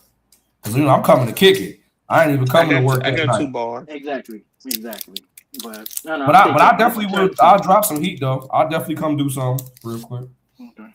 But the things at hand, we have Adventure Weekend taking place here in Chicago, starting July 31st with Spider-Man Brand New Day, which is what Cypher Sick was just referring to about 3 hours ago, technically. I guess it feels like 3 hours passed since you just brought it up. Oh, he was just referring to that. Come through. We will have an 8 p.m. showing right after that movie is over. Some people who don't want to see Spider Man, it's understandable. You just want to go out and party Friday night. Great. We have that covered for you too. With the 1920s party taking place at Tata's Tacos. That'll be starting at 9 p.m. So 9 p.m. to midnight, that party is going. So literally after I'm seeing Spider Man, I'm heading to Tata's. So I will see y'all there as well. And then Saturday, we will be doing the adventure part of Adventure Weekend, which is the tours around the city, being able to indulge in the activities as well and see the attractions throughout Chicago. Um, that starts at like 10 a.m. if I'm not mistaken. And then later on that night is the SummerSlam watch party. So come through for that night one. Um, Pop out Tata's Tacos is again. It will be there, and then night two of SummerSlam will also be at Tata's Tacos, which I will definitely be there for night two. I will not be there for night one because I'll be making human monies. But I think I'm gonna try to pull up for night two. If everything okay, goes well, I know I can't do night one because I have right, yeah, a booking that night. yeah. I gotta perform up north at Juliana's, but my night two just freed up. I actually had a video shoot for night two, but they rescheduling that to later in August, later in the month. So I think I'll Okay, be able to put the Tatas on Sunday. okay, yeah. Well, Well, Sunday night. Tata's night two is the address for Tata's is 4929 West Irving Park Road. Come through, pop out, have a great time. Food is amazing. Shout out to Fab for also basically being a part of this collab bars for for Adventure Weekend and the SummerSlam watch parties. Shout out. I hit 2-0 up. I'm like, yo, we got this thing going on. Y'all not doing a watch party. I want to step on toes, but we are. And he let us be like a sponsor essentially for or a special guest for the Mania watch party. So I'm like, I mean, y'all was this basically has still to say, sponsors too. Y'all was right? sponsors Well, too. yeah, because we was promoting that bitch every week, right? Yeah, y'all were But definitely I'm like, sponsors. I might as well. I want to like return a favor, so to speak. But I was also is less about like count favors because we talk about Fab pretty often. I tag them and stuff. I repost stuff like whether it's Fab Wrestling, whether it's Fab the Hits, whether it's Fab Sports. Like, and I know it because I'm saying all these things, right? Like that's I Hmm. actively like you share it, you spread it. We don't Yeah, gatekeep. we cross promote. We cross We promote do that between them all the exactly. time. Exactly. So, and he responded right away, which was crazy. I had my phone in D&D, so I almost didn't see that bitch, but I saw it just in time. And Yeah, two definitely fuck with you, bro, because he know like shit. One, you've been supporting us on that side, and I've been knowing two official for a long time, and he know that I don't fuck with niggas. So if I fuck nice, with you, how he see me fuck with you, he know you got to be a solid. So he was definitely responding. nice, I feel comfortable speaking on his behalf to say that bro definitely fuck with you and understand why we got the relationship that we got. So nice. And I appreciate that because that was literally the first text I sent this man, and I know yeah, how I am. Like somebody out of the blue text me some shit, me some yeah. shit like that. Well, first of all, not a lot of people do shit for me or the affiliation to help out like that. The ones that do are in the affiliation or a part of it. But outside of it, nobody do that shit. So I Oh appreciate yeah, it, you know? and Mr. Witty too. Like yeah, when you was up here for the watch party for Mania, like yeah, he was just trying. He was definitely asking me, making sure you was good and you had everything you need. Like anybody that's one of my brothers, one of my people, and we y'all Nice. come to something that me and him doing. He always want to make sure that y'all got everything y'all need and shit. So he was.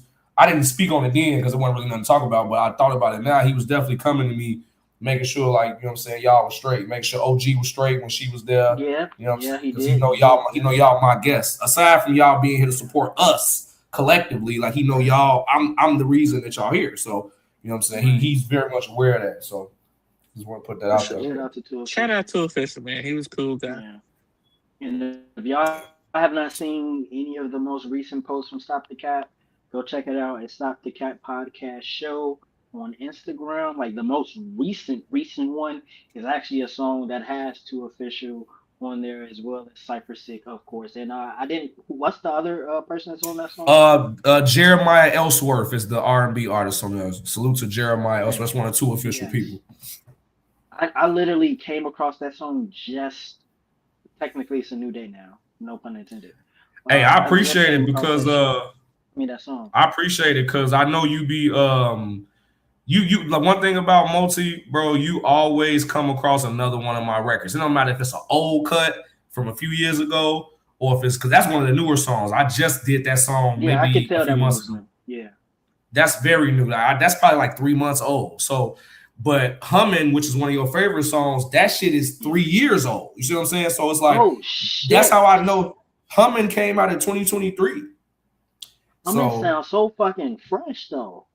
that's what I I'm would have thought saying. you That made came that out. shit in the past 3 weeks, not 3 years. No, that shit was from 2023, bro. Like literally. That's So crazy. so that's why I say like that's support, y'all. I just wanted to say that like and give you your flowers because it be just different records like that. Like you just will find something in my discography, like when you found Blind or when you found this record, or Oh when you found man. you'll just find these songs and then you'll end up I will know that you found them either from you telling me here on the show on the pod or from you putting up some promo for the pod and putting one of the songs behind it. Because that's how I knew that you had even discovered that song when I saw the most recent post from the Stop the Cat page. I say, look at this shit, Yeah. bro, to put that new record on there. So Bro, so I appreciate you, bro. I really do. when Thank you. when I found that song, it was crazy because I'm like, I'm gonna make this quick little artwork. I already had that image made like the day before, like 2 days. Like yeah, I think I made that yesterday or the night before. Whatever, it don't matter.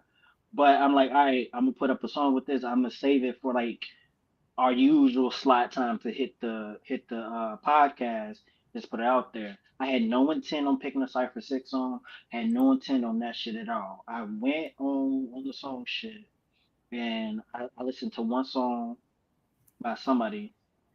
Then it was like maybe not. I had a few songs I already know that I've heard too that it was like flowing through my head. And then I saw a new one. I saw the artwork. I'm like, I ain't never seen this one. So I listened to it. I'm like, oh, this shit is fucking exactly Stop the Cat type of fucking energy in this song Mm-hmm. right here. Like the lyrics in that bitch represents all four of us that you spit.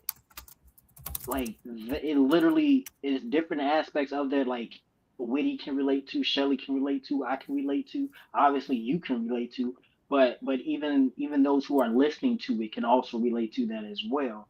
And I'm like, shit, this is Stop the Cap energy. I'm like, I don't need to find no other fucking song. This is it right here.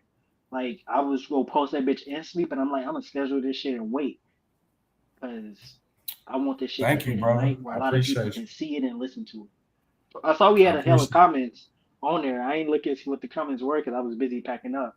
But fucking Chicago 43rd went crazy commenting on that bitch, from what I can tell. Yeah, hey, salute. Look, salute before we wrap up, man. Salute to all of the supporters of me. Salute to all supporters of Stop the Cat podcast, of the affiliation. Everybody on the team, Shelly, Multi, Mr. Woody, just we can't thank y'all enough for just giving us a portion of y'all night every Wednesday, for following the podcast on Instagram and just locking in. The clips do really well. We gonna go viral soon, I'm sure, because we just be creating a lot of dope content here between the four of us. So I salute just to hope y'all, it's man. I not just me want to saying say, some stupid shit. The but funny that's thing gonna about help us me, go we viral. cannot get a good clip because he always do that shit. That would have been a perfect clip to put, and then he just had to say some shit. I'm sorry. I'm Bruh, sorry. I have an opinion. I'm crashing out. Hey, You look, are. no, Sammy Zayn, Mister find you a water bottle. Mr. Witty is he's Yeah. sleepy. That's all. We're gonna chalk it up to his Man. tiredness. Man. And I Wait, still got to get did he this just have a water? Wait, in did you the just pull out a shower. water bottle? He did. I don't. He said something about a water bottle. I don't get it. Yeah, you got to do the Sammy Yeah, did Zayn you crash actually out. just pull out a water bottle? Yeah. What time they do to the water bottle? Oh my God. You don't Oh, he wash your hit the product. water bottle. Yes, every time we Yeah, G. backstage. Yeah, there you go. There you That's go. why I was trying to figure out what the fuck he just got this water bottle. Like, damn, he really pulled a water bottle out. I'm a wizard. I'm a wizard. But Magic in these bones. let's close Yeah, it let's out, wrap this multi. shit up before I turn into fucking Johnny Gargano next. Um, Please don't do that. Please, please don't. I'm ladies begging and you. gentlemen, Don't welcome. Not welcome. Well, welcome to a new day. Yes, it is. Thank y'all. It's been a long fucking day. It has Thank y'all for been. Yes, watching. Help, Y'all indeed. found our information. We got fucking Adventure help me. Weekend coming soon.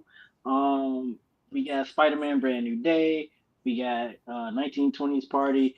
We got the Adventure Around Chicago, and we got SummerSlam watch parties taking place all this weekend. Come through, and if you have time, go check out Cypher up north as well. On Saturday. There'll be plenty of time to do a lot of things. Yeah, there's plenty The of world stuff is going your on in the oyster, city. for Cypher, this sure. is my inner Danhausen. You definitely challenging them right I now. don't get it. But That's how he be Oh looking. my G. God, Akil. Mr. Whittyhausen. yeah. You Whittyhausen. That's what you are. Hey, Whittyhausen. yeah. Whittyhausen. Okay, let's get Whittyhausen. the fuck Put out it of on here. the t-shirt. That's my cue. I think we get sued for that. Um, thank y'all for Cypress here. Thank y'all for watching and support.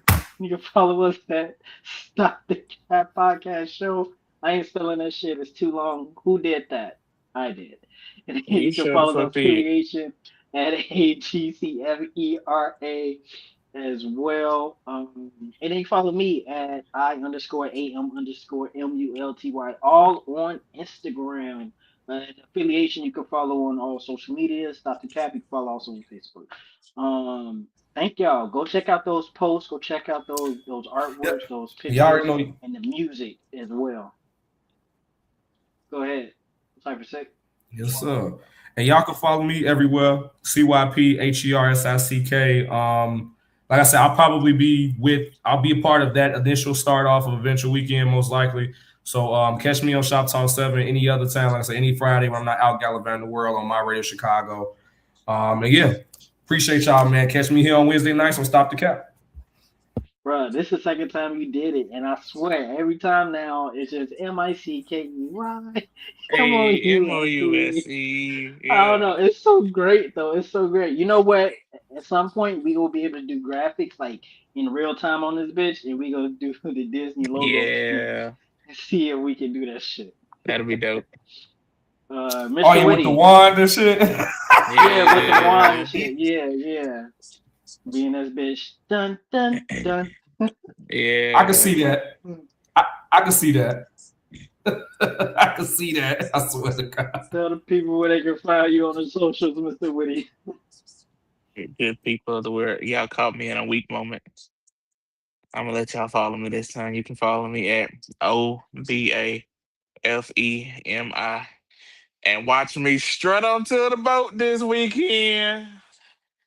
I'll be strutting onto somebody's boat this weekend. Strutting, baby. With my little D-Lo head nod.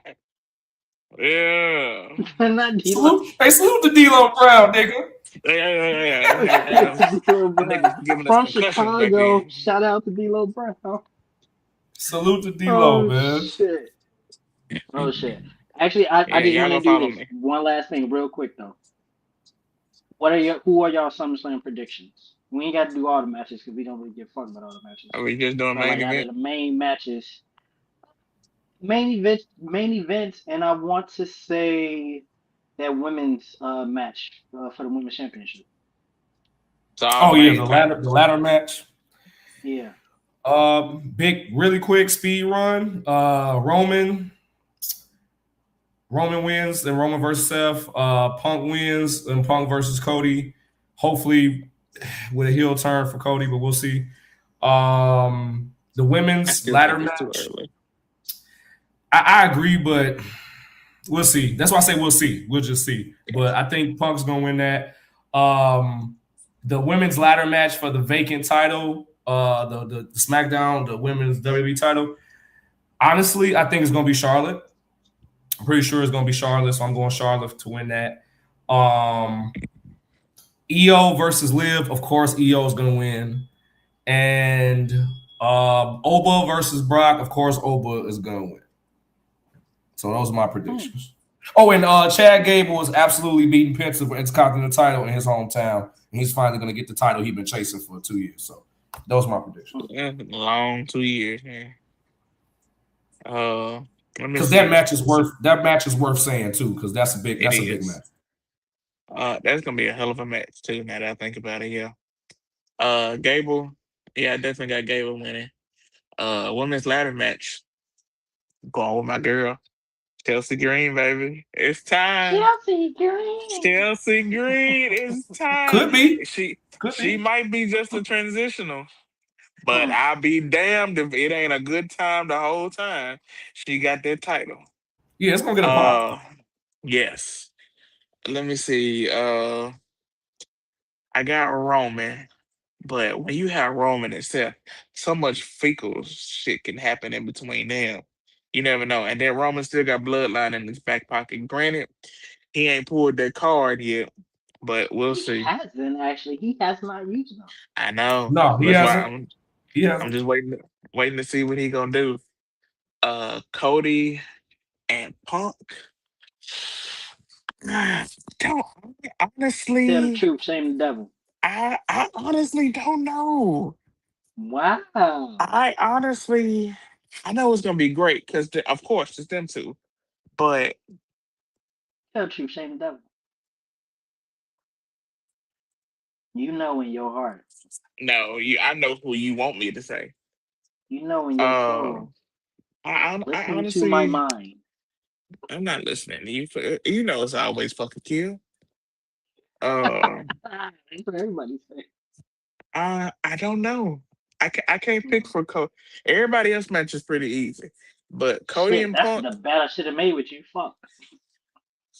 Cody and Punk, I can't do it. Uh, I don't know. All It's right, okay. well, We still over got Brock. SummerSlam. I mean not SummerSlam. Survivor Series. I mean, Yeah, because they're gonna over have a Brock. 3-part. That's gonna be a 3-part feud. No Yeah, questions asked. They're gonna yeah. have 3 matches for sure. Hey, do I, y'all want to go to SummerSlam? I mean, not SummerSlam. Y'all want to be in Houston for Survivor Series? I ain't got If no they more don't, vacation. if they ass ain't It's on trying the to charge, weekend. if they not trying to charge us for our soul to go, shit. They selling these tickets for I $25, but had mean, to sit up high. But Yeah, I but I that might was don't on the know will. back end about. though. That was on the Yeah, back end. I don't know if about like actually going to the show, but I know like some of the other podcasts that like we actually cool with that like support Stop the Cap and share our shit. They'll be like JoJo and them. They got people in Houston, so I'm gonna talk with them and see if they trying to do something, and if so, we just do this big old watch shit thing there, type shit. I yeah, mean, Mm. I love Houston, bro. So that's one of my favorite cities, and especially in Texas, state of Texas. So yeah, if Yeah, you know, if it yeah. makes sense, we could try to We'll figure it out. revisit this conversation. Yeah, we'll come back yeah. to that. Let's talk. Um, It's not an impossible thing. Yeah, we'll see. yeah. Okay. Um, Live and Io. Oh, living EO. I forgot about them. My heart says EO, but my mind says live. You just fucking conflicted all around. But if I had to choose, I can choose between them two. If I had to choose, I'm going Leo. She got to get that win over EO. It would make sense for her to win just because it's her first defense, but I just think they're Yeah. gonna give it to EO because I think they want to get EO in position to be the champ for Crown Jewel. That's just what I think. Yeah. Oh, Mm, Akil, if you get a chance, go back and take note of who we all said and keep track of it. That okay. way we can talk about that next I'm week. gonna I'm gonna send y'all. It's this thing, this wrestling thing where like you can go through and you can pick like the outcomes and they tally up a score and Oh, whatever. yeah. I'm gonna send it to Let's y'all. I haven't done let's it do in a that. minute, but I'll send it to y'all. All right, Yeah, put it hopefully in the If y'all. group chat. you can get it to us at least by tomorrow Okay. before I get on the Yeah, boat. hell yeah. Okay. So we can Okay. go ahead and do that. And And then the then okay. last one we So did the women's ladder match, the for the oh vacant yeah. title, the women Oh, for the he said vacant Chelsea Oh, already. oh WB yeah, Okay. title. no, I said Chelsea. Oh, you did say Chelsea. I'm sorry, my bad. Yeah, Yeah, you Yeah. did say yeah. Chelsea. Okay. I go Roman Punk, Roman Punk, Liv. Live. You going live? Is that a confirmed live? No. Yeah. That's a confirmed Liv. I did that because I was finna go to the Gable Penta thing, but Oh, I okay, don't know. okay. Um, what's the other ones? That's those three. Oh, the women's ladder match. Who's all in that? Charlotte, Jade, Charlotte, Jade, Chelsea, um, Tiffany Stratton, Tiffany Stratton, and and it's one more it's a person they finna mystery put in there. person. No, Yeah, yeah, Oh, we don't find out till Friday. It's either gonna be I imagine that's gonna be uh either Julie or Last Legend. That's just yeah. my theory. It's Oh gonna be no, either no, Julie or it's Last yeah. Legend. Oh yeah. No, well they're the ones fighting. Oh, They it's they fighting they going Friday. against each other. Okay, They fighting Friday to see who gets the match. so it'll be one of Who them. gets One in of the them. match. Yeah, oh, that's what that is. Oh, Yeah. yeah. okay. Okay. Well, neither of them winning the championship, so it'll be I'm gonna go Jade. I'm gonna go Jade. Oh, I mean, you okay. know, I'm gonna I'm go all Jade. for it. I just don't think they're gonna do it right now. I don't think she's gonna win until she got to beat Charlotte for it. But I'm all for it though. Yeah. If they pick Jade, you know, I'm a pop for that. I So didn't even think about that. You sure didn't pick Jade, but yeah, but I get what yeah, you're saying. That's the one. yeah. Yeah. I think she. I don't think Jade gonna win until Charlotte had a belt. That's just how I feel. The only Mhm. reason why I'm saying Jade because I can see Charlotte and Jade still fighting over the title as Jade But is Jade being champion, the and champion. that causing friction between Charlotte and Alexa. Yeah. Okay, Because I that like already it. started to happen when Alexa was like, Charlotte, you're showing up at pay-per-views, you didn't tell me.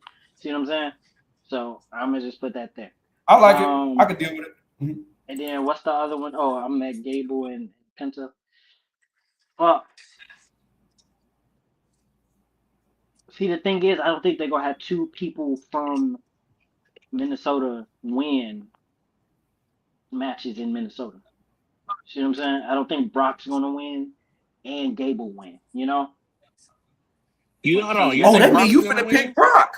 That mean you finna pick Brock. Is that why you said You that? picking so I'm Brock? picking, I'm picking Penta and I'm picking Brock.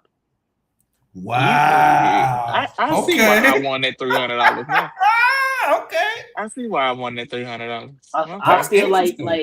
as much as I say I'm white black, this is the first time I actually feel like I'm a traitor. Like for real. Like I feel Yeah, bad. man. Like I feel so bad. Like I got tears forming into my eyes right now. So I feel you This so bad. is you this think this Brock? is like But this is like Black Panther and Black Panther. You choosing that white man that was coming in Wakanda and stealing all our shit. Oh, Claw? You you talking think about it's Claw? Claw? Yeah, Yeah. yeah. Hey, Claw was a Shit. cool ass character. I ain't gonna He lie. Yeah. was. He was. That's Smeagol in Lord of the Rings. It is Yeah, I know. Smeagol. It is Smeagol. He's also Alfred in Batman versus Superman. Mm. Yep. He was Ben Affleck's Alfred, That's not which him. he That's did it. Jeremy Irons. Wait a That was minute. Scar. The nigga that played That the is voice of Jeremy Scar. Irons. Yeah, that's Jeremy Oh Irons. yeah, you're right. I was getting them But confused. You're right. Yeah. he played a character that dresses that way though in something. Yeah. I don't know what, but I remember seeing him dressed that way, so I get why you said that.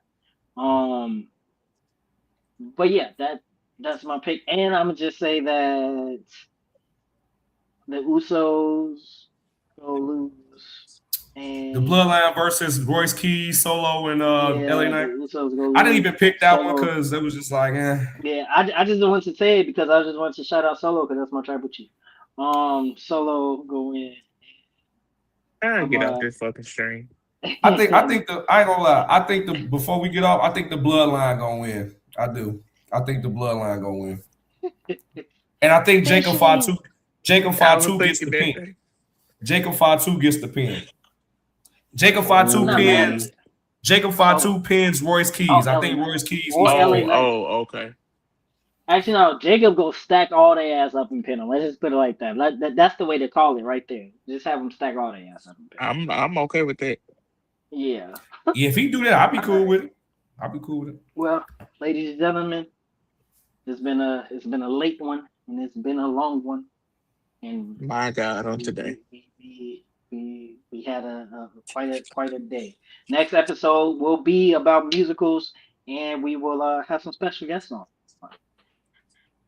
That's all I'll say about that. Good night, deuces.